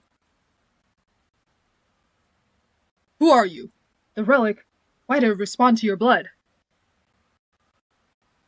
Because... Umi, don't tell them you're a fish yokai. No! I was so bummed when he did this. I am the merman you people speak of. What?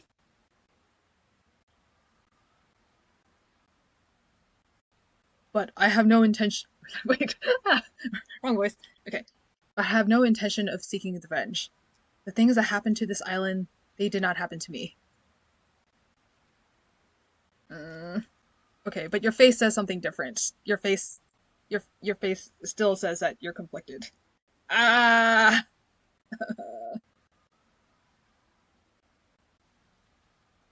So like, I'm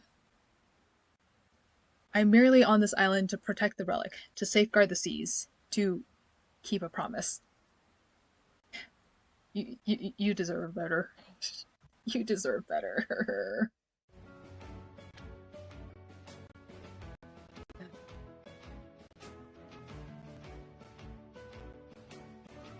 Okay, what's next? Oh, thinking of a way.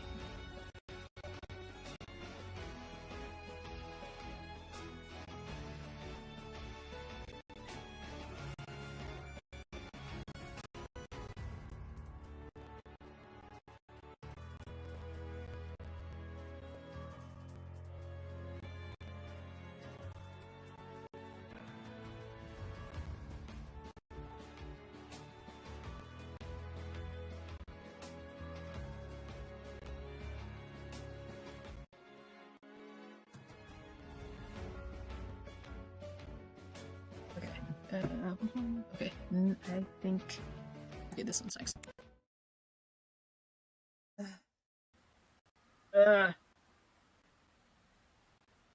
Okay. A promise?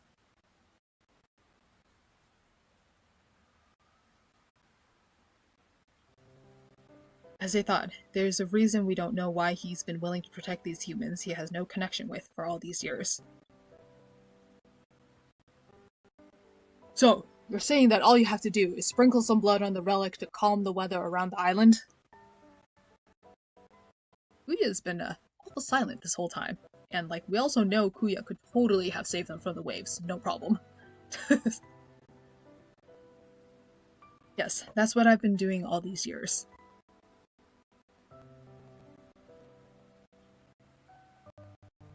Perhaps a merfolk ceremony has been handed down until today, or just this moment.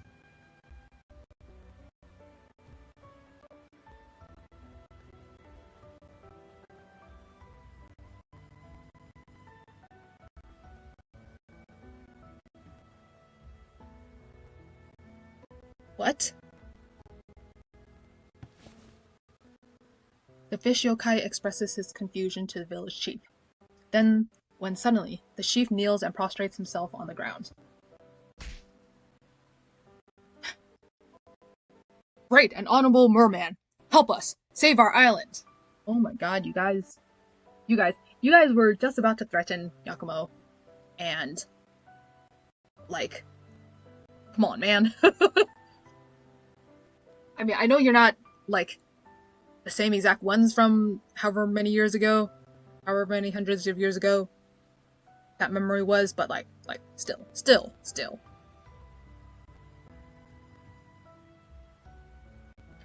Honorable merman, save us! The villagers immediately follow the village chief's example and kneel on the ground to worship the fish yokai. Their earlier hostility is completely gone, and now they're just pathetic. Gasp. I must say, the selfishness of these humans does not disappoint. They completely changed face the moment an advantage presented itself. Exactly. Man, unfortunately Kuya is right. Yeah, such an about face. But this might be an opportunity to get the villagers to come to terms with Umi's existence. Though after seeing that illusion, is it still possible for the two sides to coexist? With this thought on his mind, Aiden looks at Yakumo, where he sees the expression he expected, confusion and conflict, as though struggling with his own emotions. Now, to clarify, this is not an easy answer. and so I can joke about Kuya being right, but it's complicated. But I do think Umi deserved better. I don't need any offers or prayers. Okay, sorry that I've been all over the place with Umi's voice. It's only because there's fish yokai blood running through my veins that I can maintain the relic's yokai power. But I'm not doing it for you either. Please don't say that! Do you have the heart to watch a village be destroyed? This must be a reason you have protected the island all these years. I don't know. What about the other animals on this island? Humans aren't the only inhabitants. My god. There's plant life on this island. There's a coral reef, so clearly there's other animals down there too. That some of them might also become fish yokai in the future.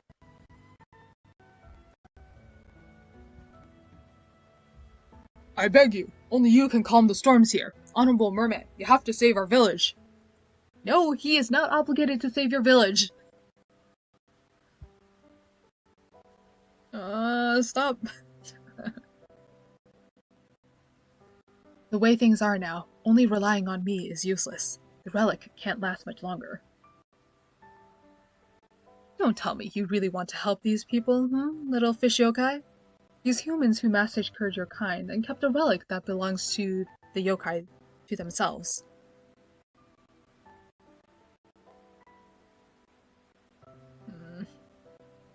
Whatever, it's your own choice.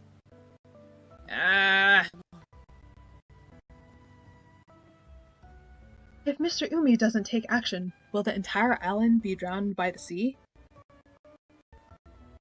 It's all pointless, no matter what anyone tries. Mr. Kuya, you mean to say that there's no way to stop the relic's weakening? Oh, naive little serpent yokai. In the beginning, there was no village here, no holy place, let alone any so-called relic. The relic's weakening merely means this island will return to its original state. If the sea swallows all, then that is its intended fate.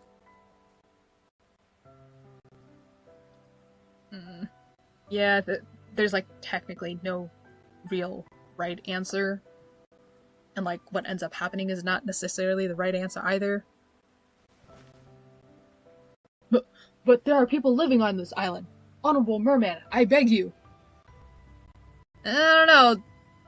There were fish yokai living on this island before you guys got here. I will think of something. Oh? I've been looking after this island my whole life. I don't intend to give up now. I will try to find a way to restore the relic, but I'm not doing it for you. It's for someone who doesn't deserve it either.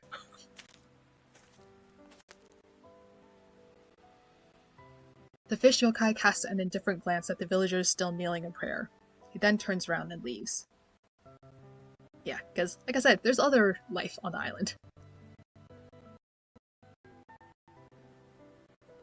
He dedicated his entire life to this island, but he keeps saying it's not for the villagers. Just why is he doing it?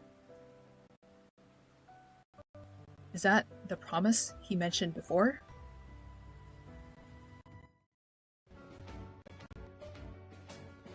Okay. Thinking of a way past promise.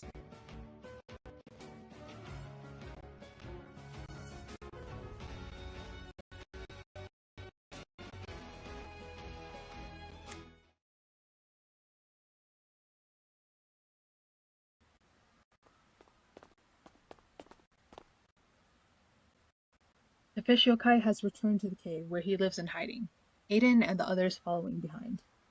No one said a word on the way. Everyone sunk into their own thoughts. And this is, as I mentioned, this event needed these slow down moments for people to feel conflicted. It doesn't need to be all action all the time. But this is a down moment that matters, if that makes sense. I don't know how to explain it properly. None of them can get the scenes of bloodshed they saw in the illusion off their minds.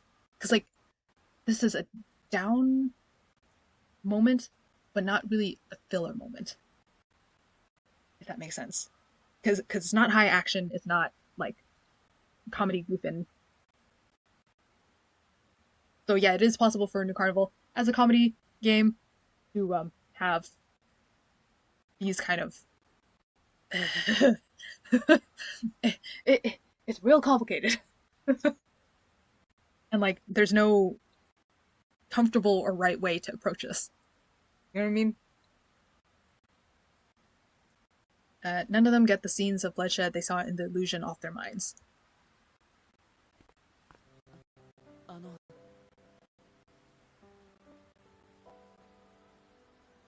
Mr. Umi, after seeing all those scenes, why are you still willing to protect the village?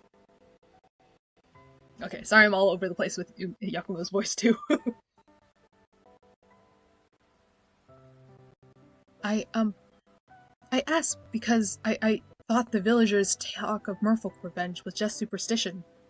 But the little fish yokai has all the reason to extract the revenge those humans talk about.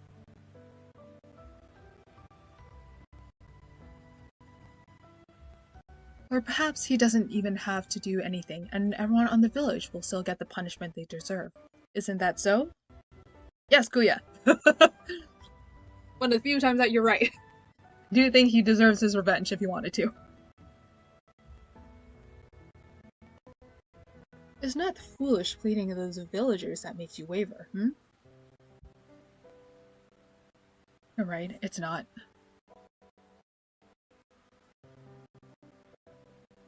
Is it because of the promise you mentioned?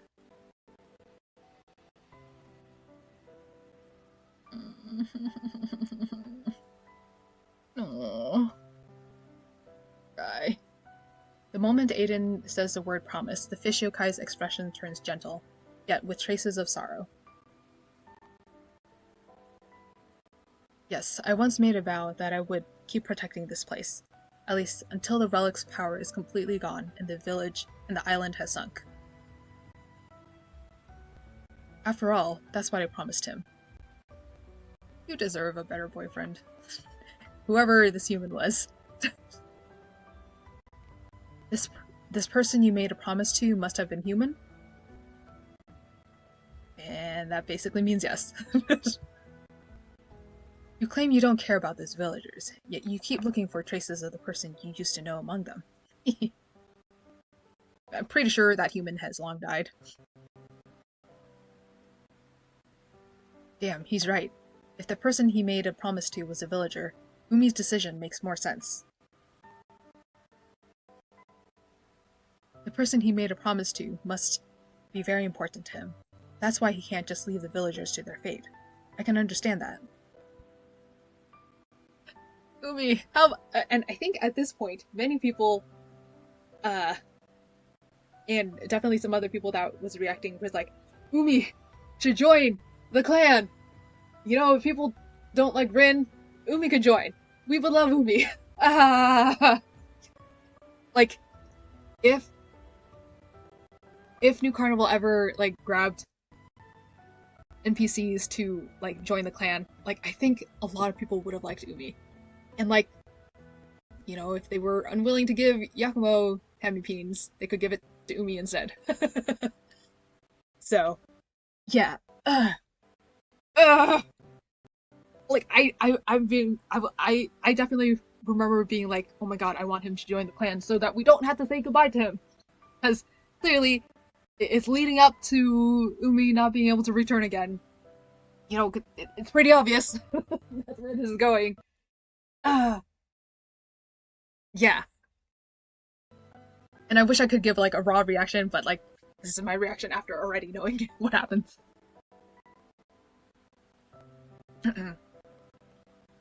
Right. Mr. Umi, there must be someone very dear to your heart.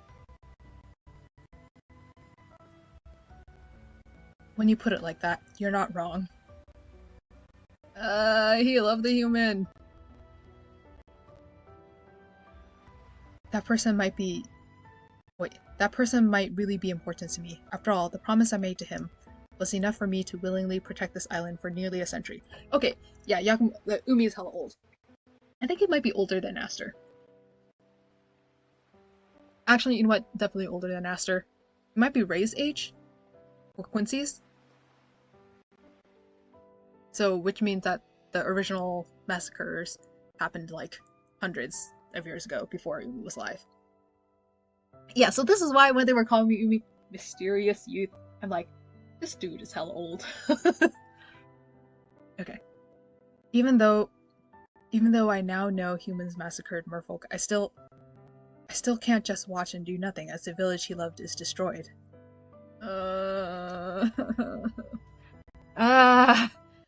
See what I meant by this event had feels? Veiled Voyage didn't have feels. This has feels. This has so many feels.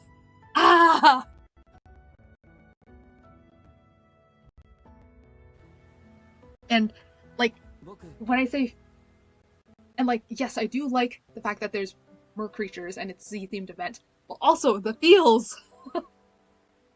And, like, Yakumo earlier, too, also had a lot of feels. If that makes sense.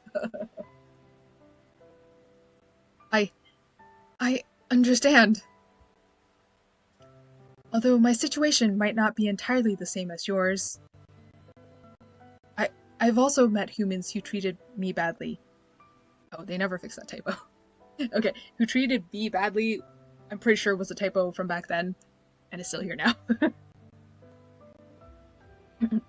But there are also many humans I hold dear, like my grandparents and Mr. Aiden. They've always been there for me. Nakumo. What I want to say is, if you want to continue protecting the village... Wait. Okay, I can read. What I want to say is that if you want to continue protecting the island and village, I don't think that's a strange thought at all. Yeah, because two things could be true at the same time. If there's any way I can help you, please tell me. But also, at this moment in time, neither of them know how the relics are made. So, when that information comes about, it gets even more complicated. Thanks, but the weakening of the relic is a fact. No one can change that. Kuya, if you're so confident, you must know something, don't you?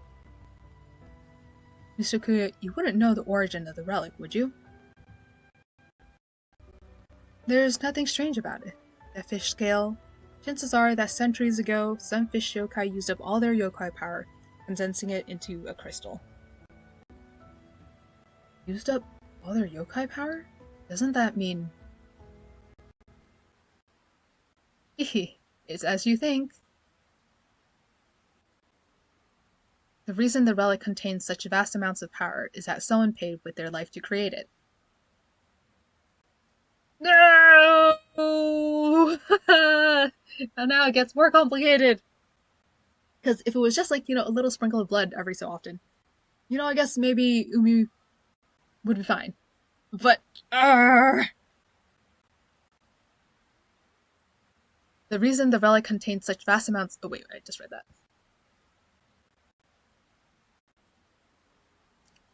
Dun dun dun.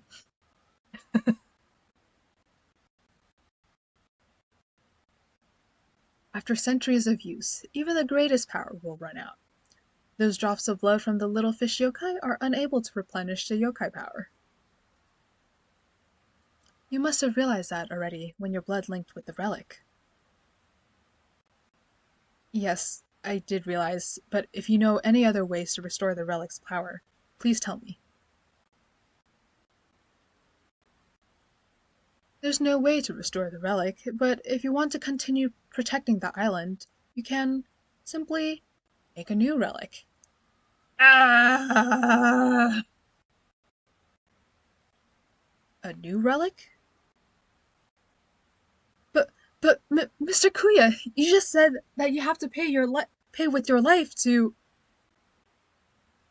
Meaning that if Umi wants to continue protecting the island, you must sacrifice himself? No! See, this is complicated.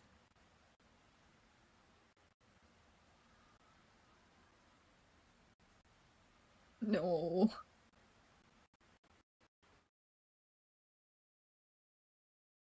And then now it gets worse.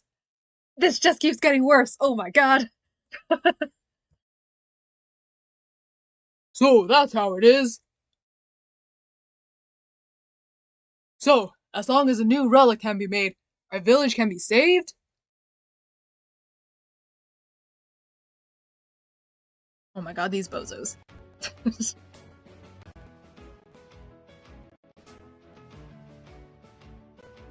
past promise. Oh, what's next? Read her.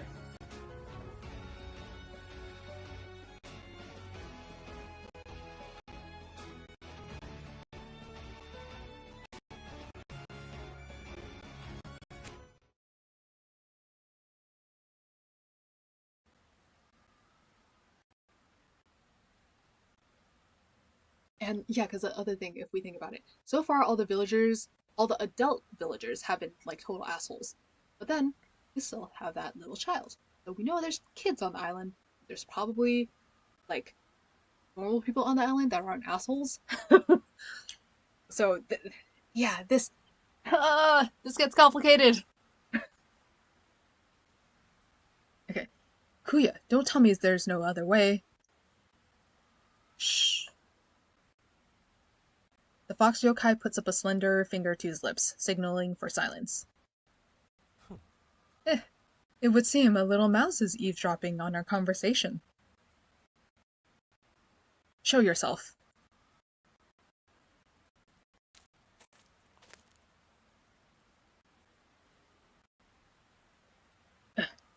The man hiding behind a rock wall hesitates briefly before stepping forward, trembling with fear. Wait, is this a village chief or someone else? Actually, I can't remember. Oh, you know what? I think when I originally was playing, I assumed that this was Umi's boyfriend suddenly making an appearance. I thought, like, wait, maybe the boyfriend's not alive. Or, wait, maybe the boyfriend is still alive. Okay, yeah, no, I was wrong. It was just a village chief. Mr. Village Chief? I didn't think the Honorable Merman would be living this close to the village. Oh my god, stop calling him Honorable Merman because you guys clearly do not treat them honorably.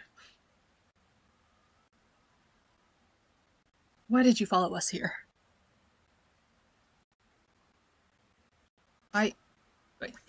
I heard everything. The relic can't be restored, but one can be made.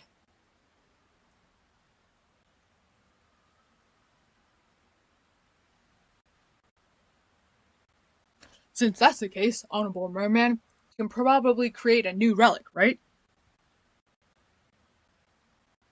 This is uncomfortable. But that would require giving up his life in exchange. Oh my god. I know. It may be a difficult choice, oh Honorable Merman, since you have been protecting this island your whole life. We could say this is what you live for. Oh my god, this, don't. I could throw hands if I could throw hands with the video game. But also, I cannot throw hands because it's fake. But someone smarter than me can probably make analogies to what's going on in real life. Minus the magic power part. Or minus the magical powers part.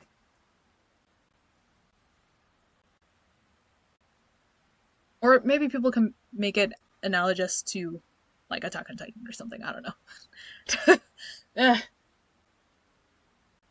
If that's the case, then you probably don't want to see the island and its inhabitants march toward their doom.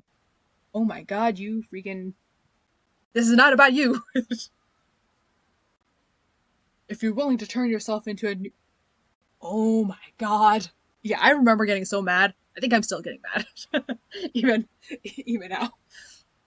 If you're willing to turn yourself into a new relic, you can keep your promise and protect this place for eternity. What?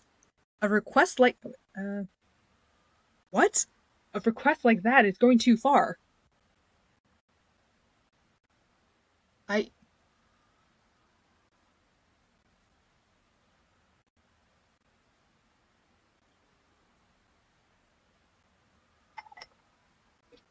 Yeah, Village Chief, have some non-selfish considerations, cause, like, y'all definitely know about the massacre that you guys did, and now you're asking for one of them to, like, sacrifice himself, despite knowing that, and especially knowing he has conflicting feelings, you're trying to take advantage of his conflicting feelings. This ain't good, man. This no. Don't.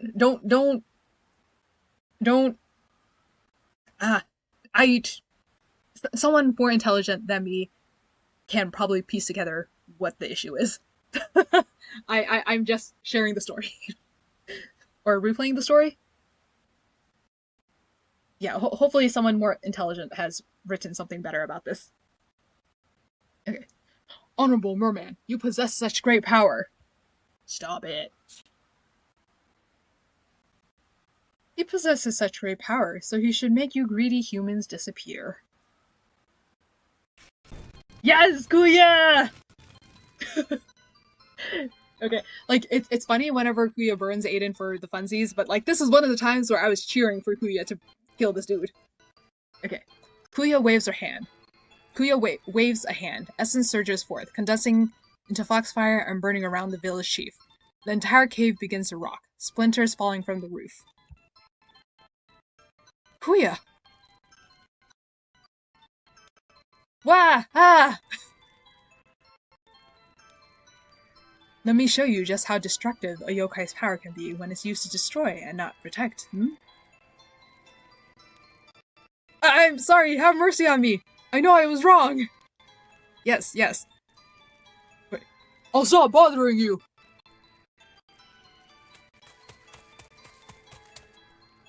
Apologies keep pouring from the village chief's mouth as he looks around in fear, searching for a weakened gap in the foxfire to escape through. Honestly, I would have told Kuya to just kill the dude. Kuya looks seriously pissed off.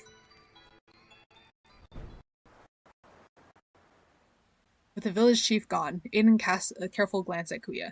Fox yokai dispels the foxfire, an indifferent expression on his face. Okay, so now here's another interesting thing.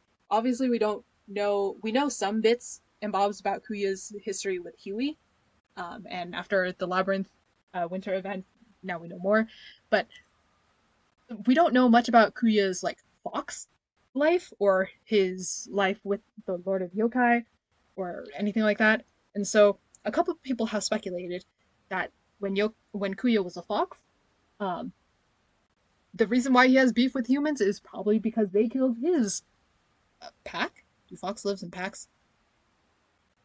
Okay, well, between Kuya's breeding kink and stuff like that, some people have pieced together that possibly Kuya had a mate and some kits that were killed by humans, and when he was working for Lord of Yokai, he also saw many humans being total assholes.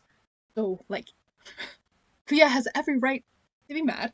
He has every right to exact his own revenge. And he is probably, like, this is very much a Umi story, and he is on the side where probably, like, it is totally valid for Umi to have revenge, and Yakumo is on the side where it's complicated, could do revenge, or he could stick with the humans, or he could, or maybe there's another way around it. We don't know. And, like, the answer we get, well, we'll see the answer that we get. So, yeah. So, a lot of people, based off his reaction here, are suspecting that maybe bad things happened to Kuya. And I hope the devs ever answer this, but I also have concerns that they're probably not going to, because, like, why would they show Kuya having other love interests before Aiden?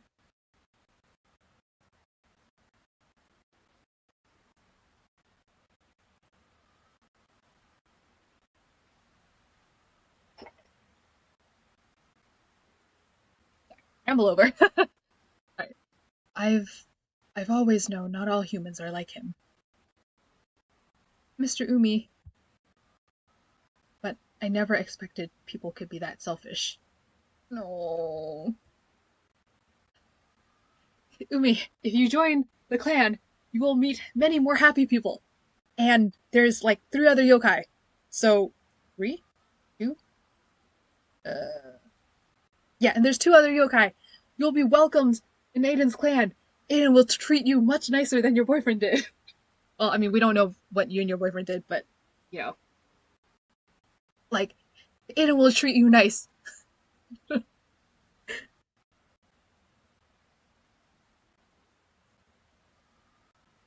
fish yokai balls his fists and closes his eyes, as though trying to hide his pain and despair. No.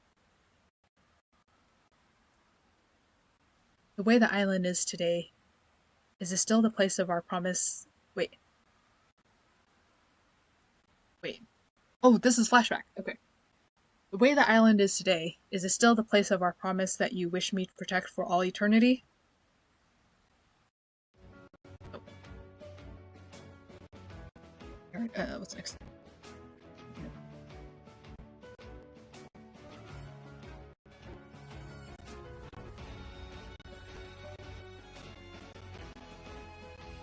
And yeah, I think you can see where this is going with the story.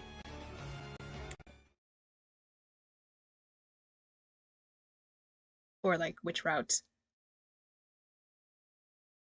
the carnival will take. The way the island is today, is it still the place of our promise that you wish me to protect for all eternity? After mumbling the question to himself, the fish yokai suddenly turns around and leaves the cave. Mr. Umi!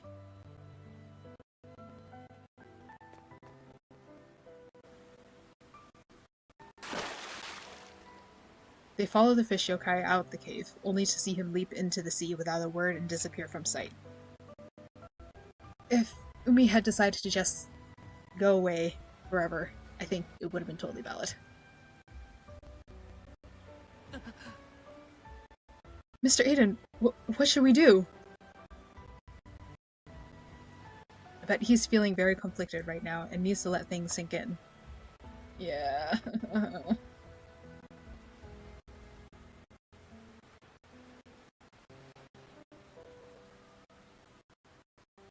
Dot dot dot. Yakumo, what's up? Yakumo's been looking uncomfortable this whole time. It must be hard for him to accept what happened to Umi.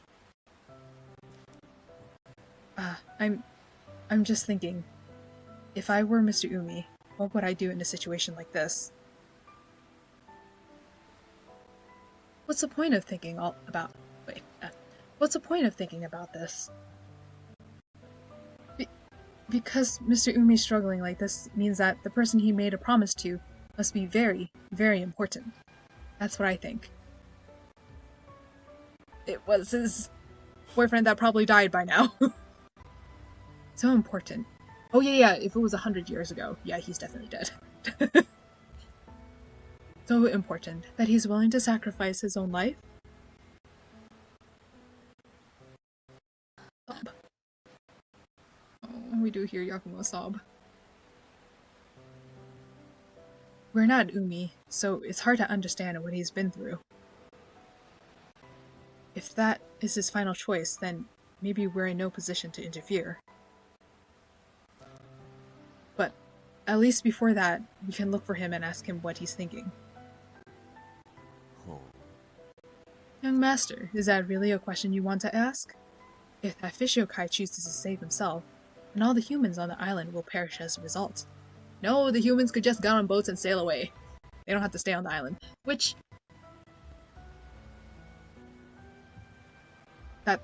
That's also up to him.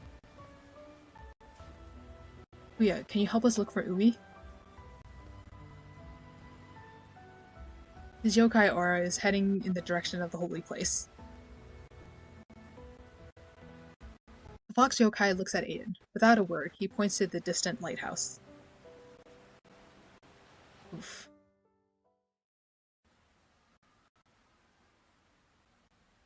This is probably not what you wanted to see. The fish yokai gazes out over the sea. No longer calm, the ocean spray strikes the beach, one wave bigger than the last, and looking like it could swallow the entire village at any time. Villagers can be seen fleeing in every direction.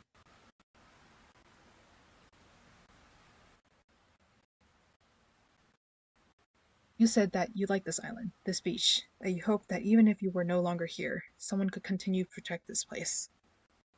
Oh, this is a Quincy situation. The fish yokai slowly walks through the center of the altar and closes his eyes.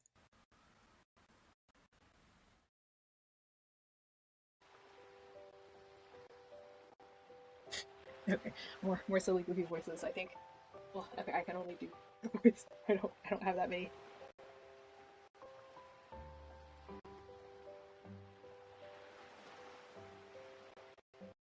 Umi, look! Isn't the landscape here beautiful? If you listen closely to the sound of the waves washing over the beach, doesn't it sound like someone is whispering in your ear? And it's just another NPC outfit. Before I met you, whenever I felt lonely, I would lie on this beach, listening to the sound of the waves.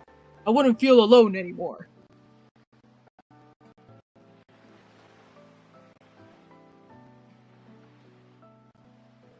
After all these years, I've picked up your habit of going to the shore to listen to the waves. Feels like you're whispering in my ear. You know, we don't see much about Umi's boyfriend, but clearly they had something going on of some sort.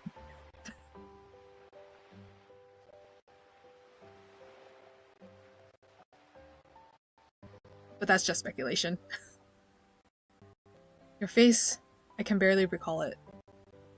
And I guess another thing is that Umi is probably thinking, you know what, maybe I could just give one last goodbye to these, and then I can join you in the afterlife or something. I don't know. Because clearly that guy 100 years ago is dead now. But, see what I mean? The feels in this event? The feels?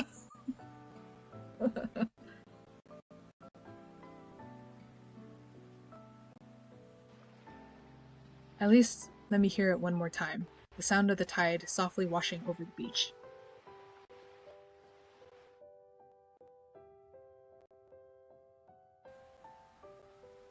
Like, somehow the Veiled Voyage event did not have as much, like, feels or as emotion. Like, this one has a lot of feels. That one, yeah, we felt bad for the pirate captain and the boat captains and whatnot, but, like, I don't know, something about it just didn't have the same amount of feels. Okay. The Pngtuber opens his eyes, filled with determination, and puts his hands on the relic at the center of the altar.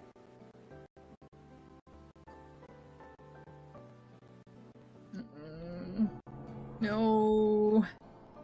Umi, just... I mean, yeah, he could be just like, okay, well, you know what, I'll get to join him in the afterlife or something like that. I don't know. Slowly, a light begins to radiate from his heart that gradually spreads throughout his body until it covers him completely. Damn it. Damn it. Damn it. Damn it. Umi! Such strong essence fluctuations. It would appear he has made a decision. I'm trying to think how I reacted the first time I saw this, because I think I was like kind of in denial, and I was hoping that Umi, maybe he's doing something else, like maybe he's transferring something else to here. Like I think I was like refusing to believe that Umi would sacrifice himself or something like that, and like I think I also began to cry at this point. Right now I'm not crying because I know what's happening, but I'm pretty sure I began crying at this point. And like the other people that have reacted to this, and the one live streamer that I also watched who has now taken it down, I'm pretty sure they also cried at this part. Because, like, you know? Okay. It would appear he has made a decision. But obviously I can't, cry on stream now. What? Don't tell me! God damn it. Damn it. And the music. No. No. Oh gosh, and the music. Oh. Why? As though in response to the unspoken question, the light radiating from the Pngtuber grows hotter and brighter, his form becoming fainter. Damn it.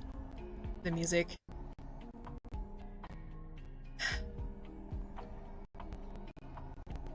I do wish we got a little bit more to his boyfriend, because that little bit of dialogue was insufficient. Umi, you deserve better. Because even, I'm thinking the only other quote-unquote, like, the girlfriends in Blade's maid outfit story, no, idol story, is not sufficient Coco and her maid friend, also not sufficient. I guess the next best option was probably Haas and Hertz from the dance event, and they got better. Okay, but yeah, but Umi.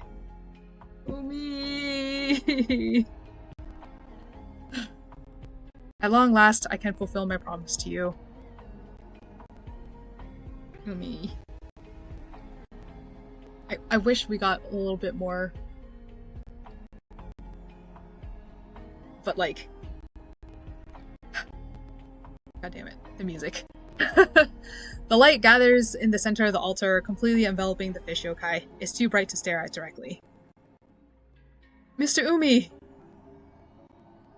And like, you can tell that they don't think this is the right decision.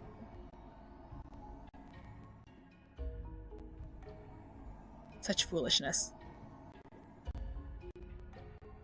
But like, also there is no right decision. Oh? Okay. The fox yokai suddenly raises a hand. At the moment, the light covering Umi turns softer. Kuya, what?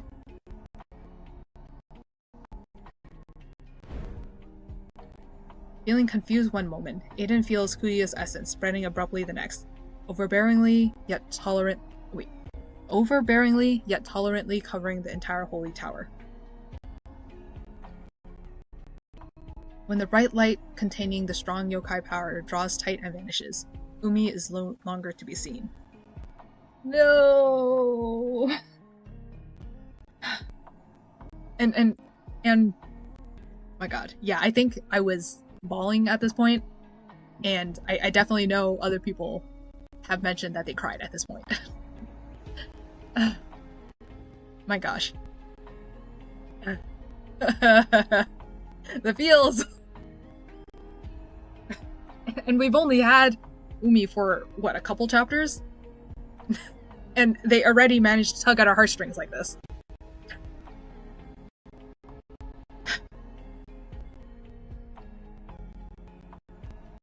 But yeah, unfortunately I don't have a proper raw reaction. Damn it. In his place after this resplendent fish scale.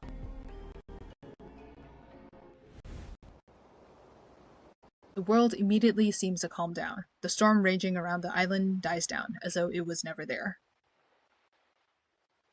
God damn it. Damn it. And I do like that Aiden and Yakumo don't have happy faces about this, because you can, you know, Umi. So in the end, Mr. Umi. And now they're crying too. Man, like,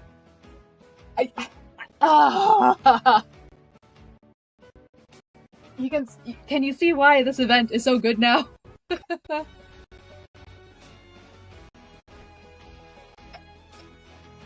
Because if an event can make you feel things, I think that is a good event.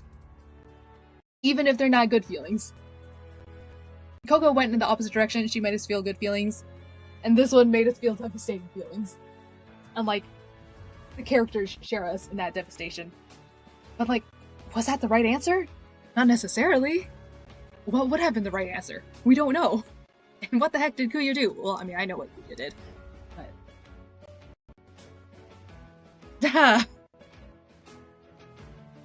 Okay, now we're on the last one, I think. This last one? Yeah. Okay. But yeah, so, like, an event doesn't need to be action-packed for it to be good. An event having a good NPC and good feelings and good character writing, that is good. And, like, so far, it has not presented that as the right action. It has not presented revenge as the right action, either. Because, like, I'm... Me, as the audience, is the one that is joking that Kuya should have killed the dudes. But, like, that's not what the game presents. They're not saying he should have. But they're also not saying Umi should have sacrificed himself either. So, like, you know, this event.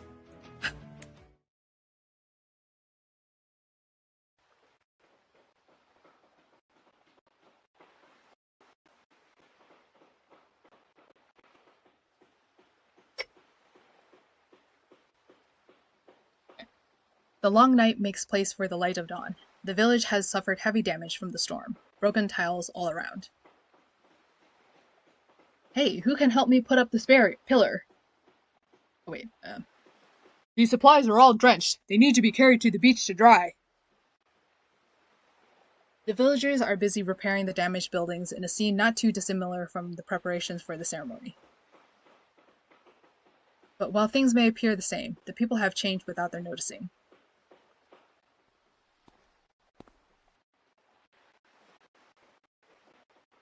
Now that the wind and waves have calmed down, you should leave quickly.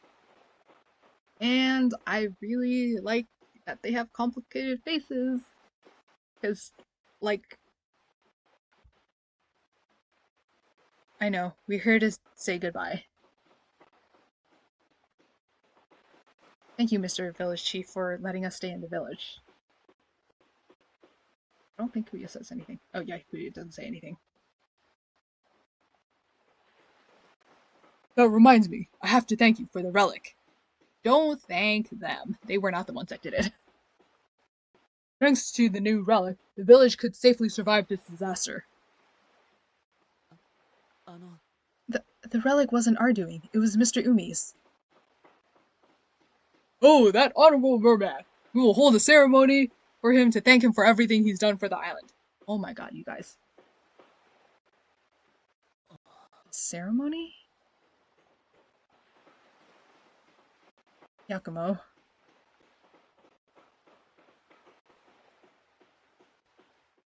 Yeah, they're...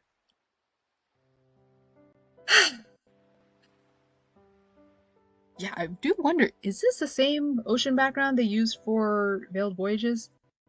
Who knows? Alright. After boarding the ship, they turn around to look at the island village. Yakumo, are you alright?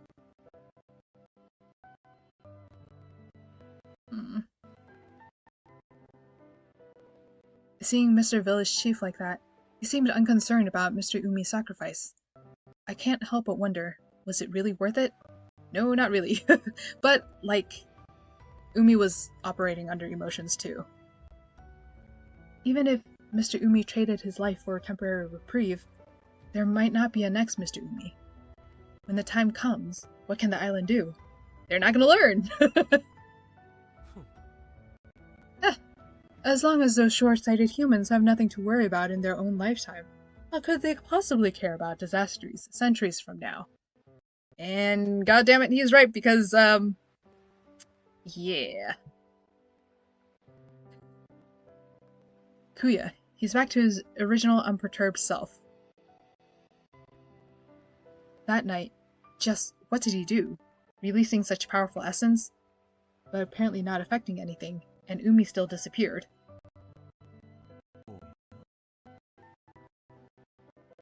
Young master, grasping at straws again, are you? I'm just thinking, I have no idea what you did back there. But you're not completely indifferent about the whole Umi thing, are you? Don't tell me you're implying I approve of the little fish yokai's foolish actions, are you, young master? No, I don't think you would approve of his decision. It's just... maybe you saw something in his struggle, something worth acknowledging? Oh, both Yakumo and Kuya did. I'm afraid I will have to disappoint you, young master. Nothing like this has ever crossed my mind. Liar! You tsundere liar! Is that so? No, that is not so. Like, the possibly implied family that you used to have, and of course, your feelings for Aiden obviously complicates it.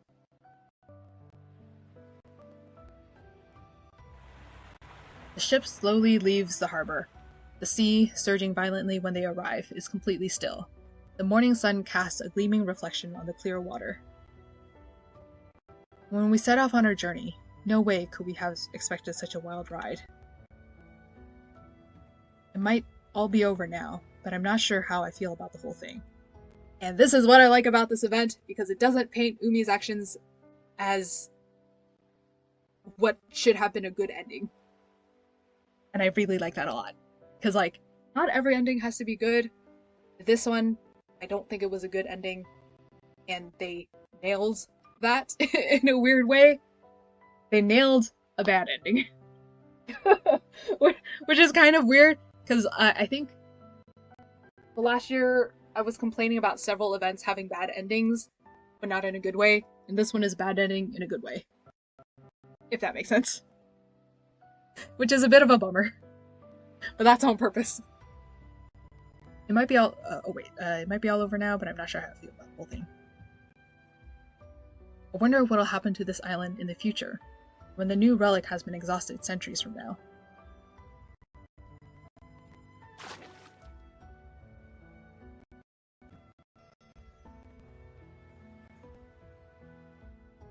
Movement on the water interrupts Aiden's thoughts. He turns to look and sees a beautiful fish break through the surface of the sea. And we are pretty sure that is Umi now. It shows off its tail high in the sky, flicking pearls of water around. The fish's deep blue-green scales shine in the sunlight. Most fish don't really jump out of the water. I think it's just flying fish and whales and dolphins that do.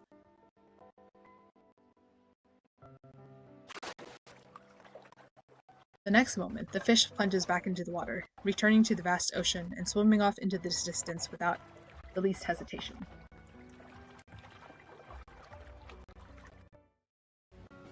And so that is our sort of hint that Kuya turned Umi back into a fish, kind of like he did with the Tanuki. Don't know if Tanuki is back. And I guess the other, like, seemingly positive thing is that Umi is now leaving this ocean. Or at least leaving this island for hopefully better places. Like, maybe he'll find better humans. It would have been nice if he joined Aiden.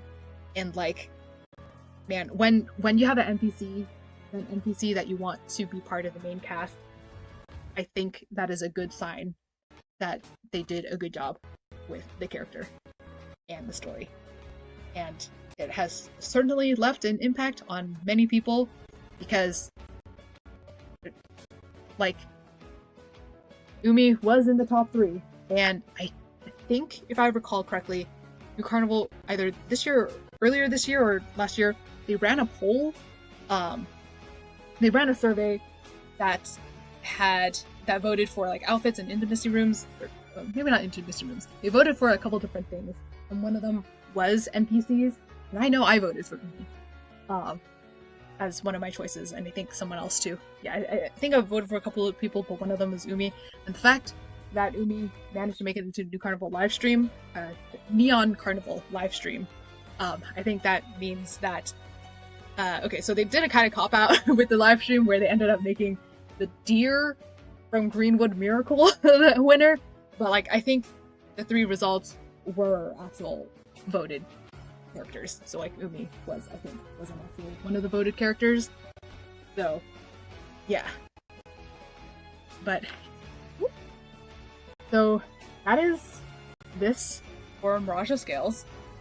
And I think I'm definitely going to take a break for my voice, and then we're going to go do some art after this, and then possibly discuss some more about the event. So, if anyone,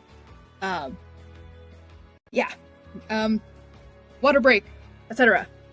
Yeah, and, yep. So, yeah.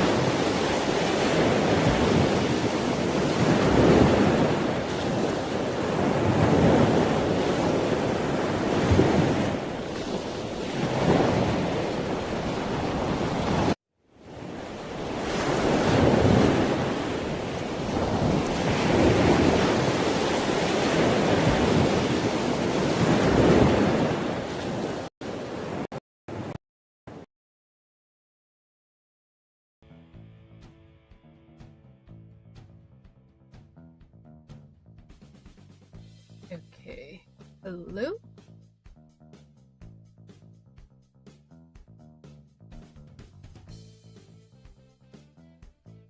Okay.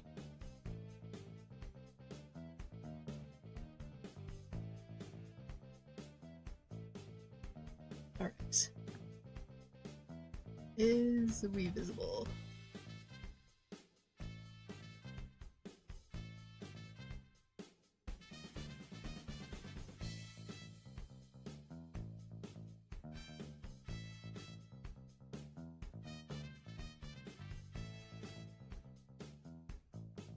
Okay,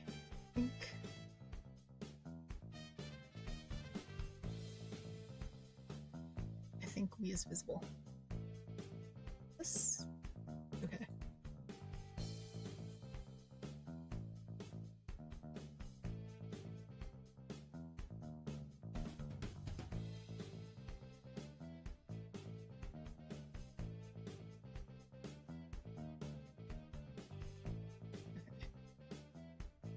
Is doing anything?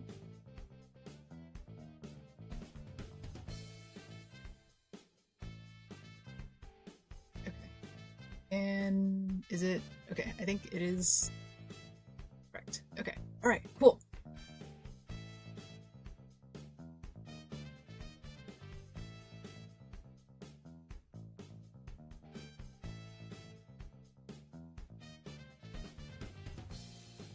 All right. I will scoot you just a little bit over here, maybe. Okay. I think I will be fine over there. Okay. Okay. All right. Yeah.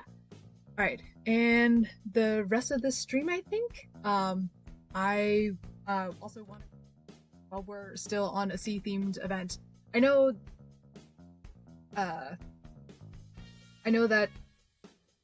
Mirage scale so didn't have any tentacle monsters. I will provide the tentacle monsters in this stream. And if anyone has, like, if anyone feels like you have either or things that you want to share or discuss, or things and thoughts and feelings about Mirage scales, or not any lab, or if you have a question for me for some reason, yeah. So the things that I'll be off. So in Veiled Voyage, the stream that I have updated something.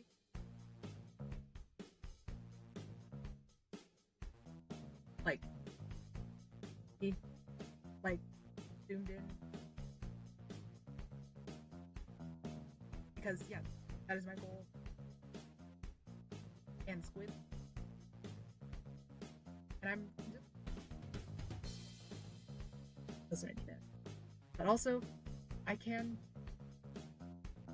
now.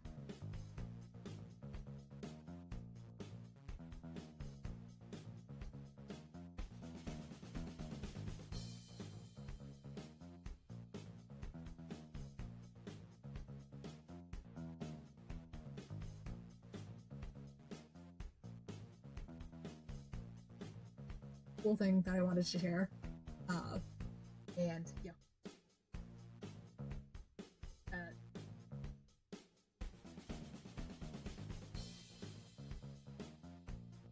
is let me see if I can do it. I think I can't actually. But if you saw my video in my PNG Pngtuber debut video, I showed that I had some emoji.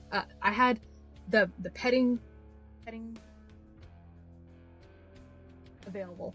So one thing I want for the stream is to be able to get some stickers and some, to be able to use the chat. That is that I need. Or like help me like can't because my audience is just have some cool stickers.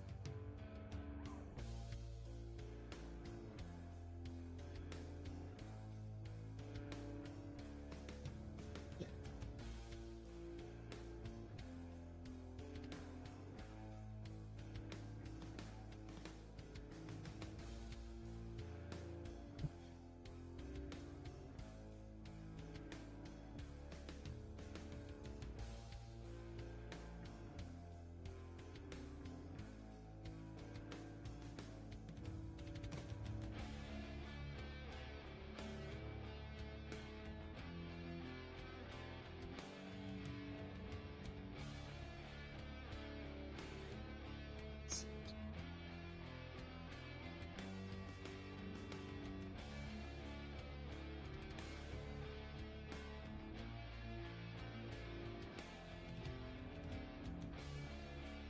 So, yeah, if anyone has any questions or comments, I'll have the chat up and I'll be looking at it. So, yeah.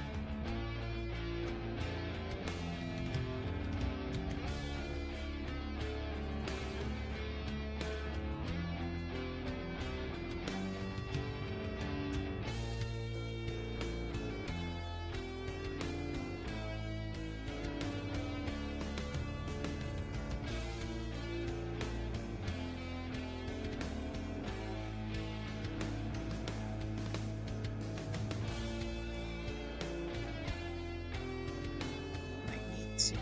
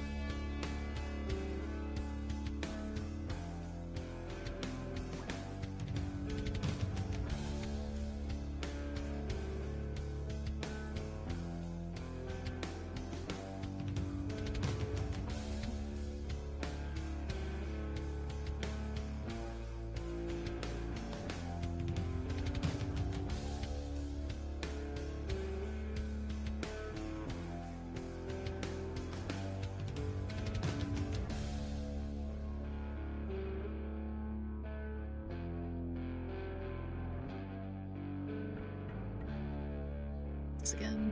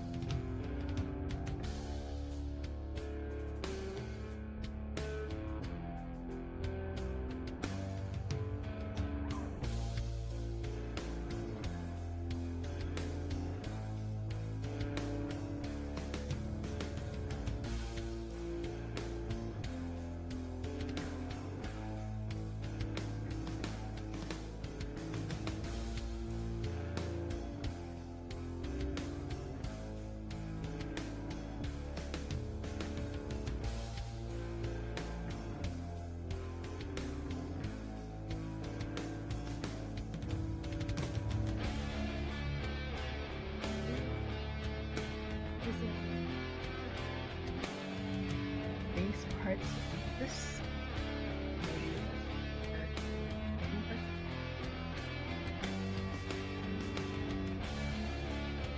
What? Okay, I think. Okay, hello. Is my audio okay?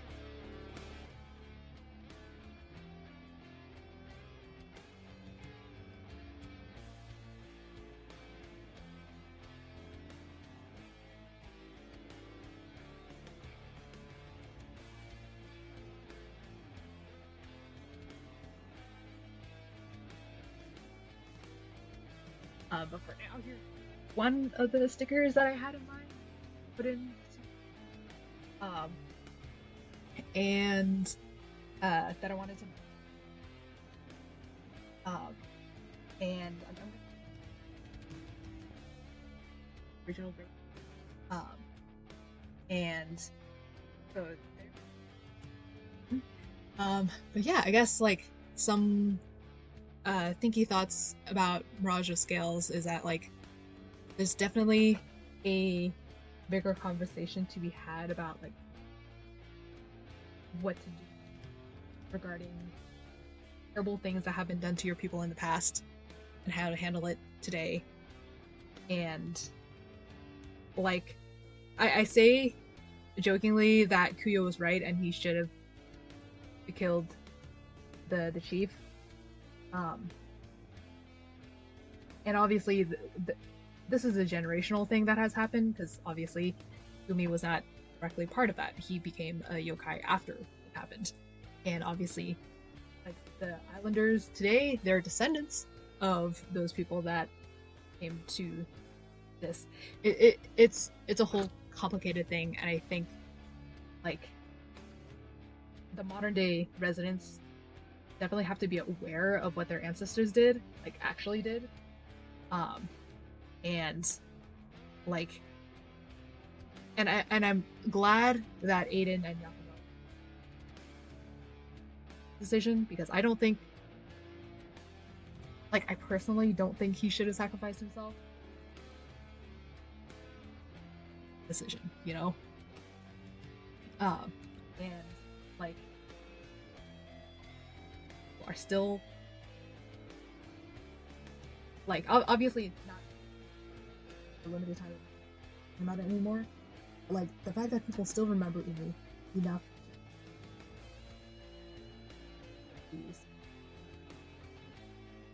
like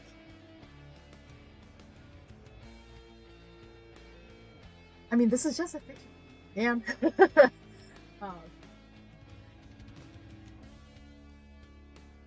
Because like more intelligent and more politically would know.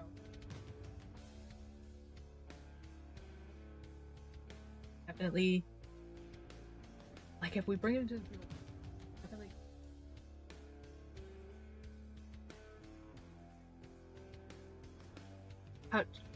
yeah, I'm not.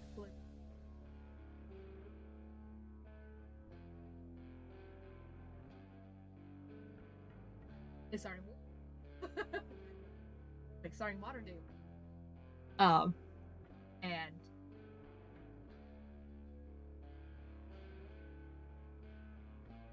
but like understandable.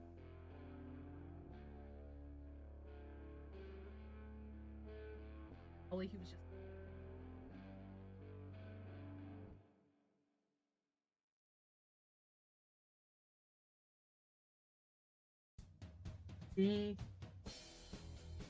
The right to suffer. That is also a total possibility too. But like, was it right? Was it wrong? It is complicated, you know. And I'm glad that Aiden and Yakumo necessarily happy with the outcome either. But hopefully. Yes, and I was low-key hoping that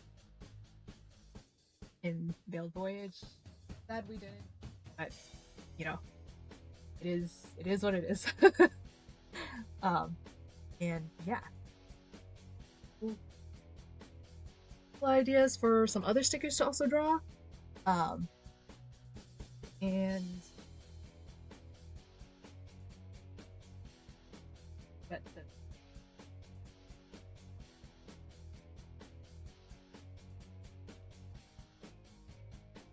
of course I have. It's a googly eye octopus. Hey. I'm not inspired directly by this one, but like I knew about this one and I think it's one of the cutest octopi out there. A lot of octopi. Very great. But yeah, so I definitely have to do this too. Yeah. And some other thinky thoughts. No. But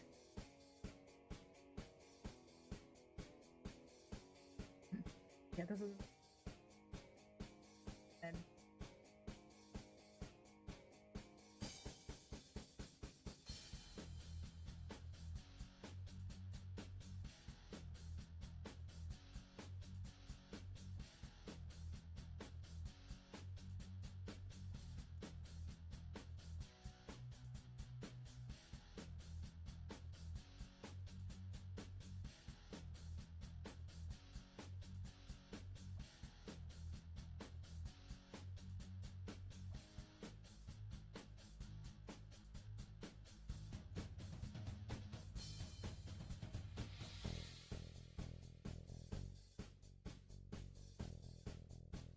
just gonna this.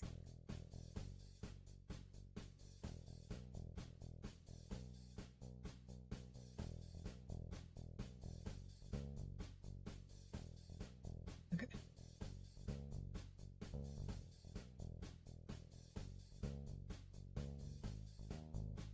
Yeah. One.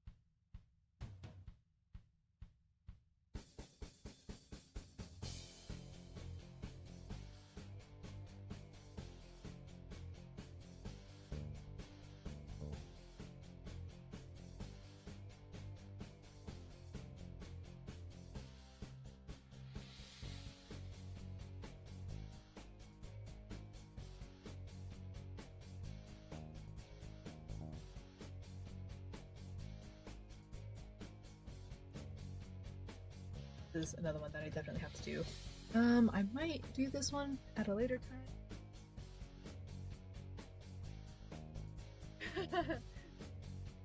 If I don't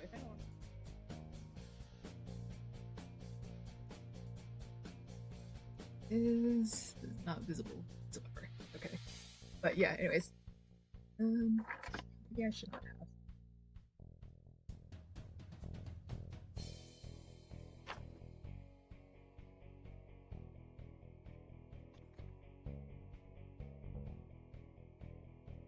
Okay, this kind of helps.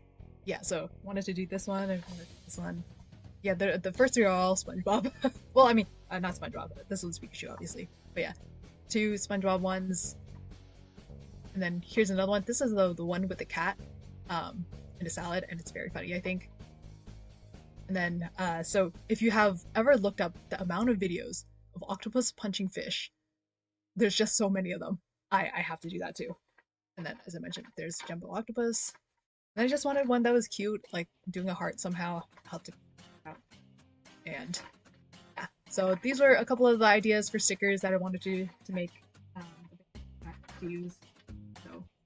hopefully, yeah. So just spoiling some things at the end of the stream. So yeah, and what will be funny? Here's a funny thing is that normally what I do is I cut out like the beginning of a stream, so that like anyone that's watching the VOD later on or listening to the VOD later on doesn't have to listen to like 8 minutes of loading. Unless you really enjoyed my music in my loading screen, which I personally and I could listen to it forever. But yeah, so man, do I want to stretch it just to 420 for the lulz and then not cut? Nah, I don't think anyone would want to listen to. But yeah, so I will.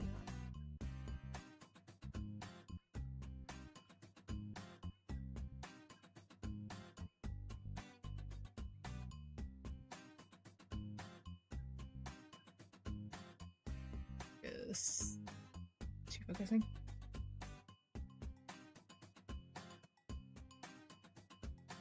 Come on. Yeah.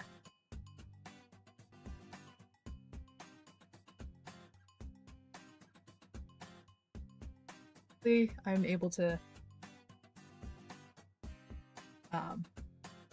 like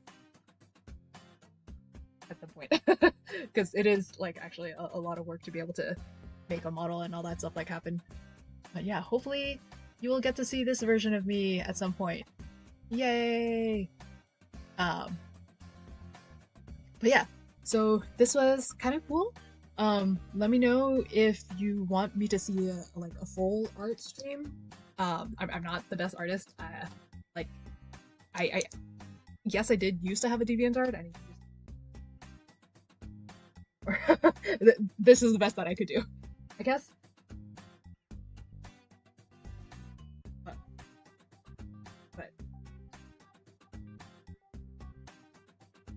I'm not really a drawing artist anymore. I'm more of a crafting. that is where I have it too. But yeah, let me know if you want me to do another stream, like another art related stream, and let me know if you want me to play any other older things or New Carnival events, and possibly if I should give Not to Lucent another try. So yeah, and hopefully if I can ever get Stray to work, stream Stray again, because that was also fun. I love cats, but yeah, my streaming to do that was just not having it.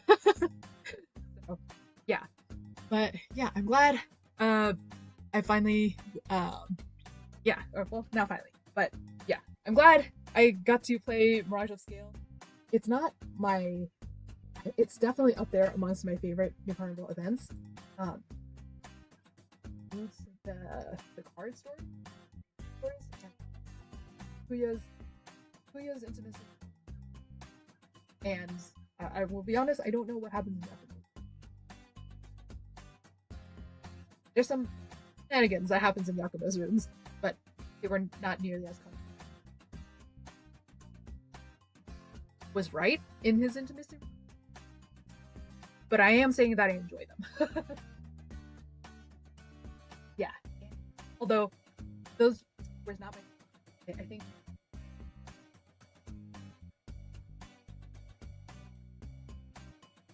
in Flaming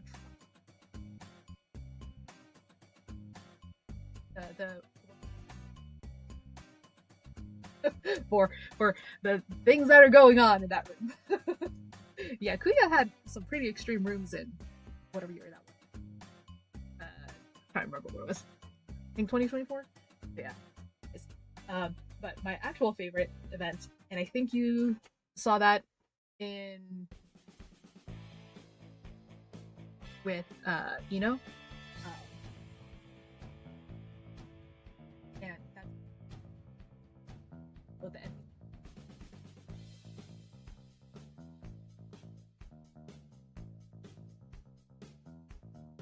This one was really what happened.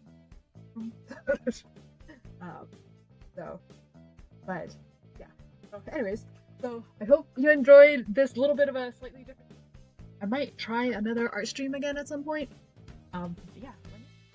And so, thank you for anyone who has been watching for this long. Oh my god, it's been 4 hours. And thank you to anyone that's watching in the going to check it out later. I hope you. It was not the most politically intelligent.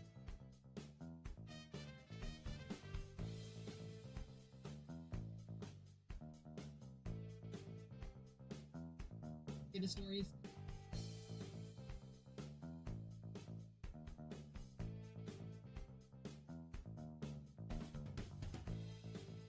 Like, come on.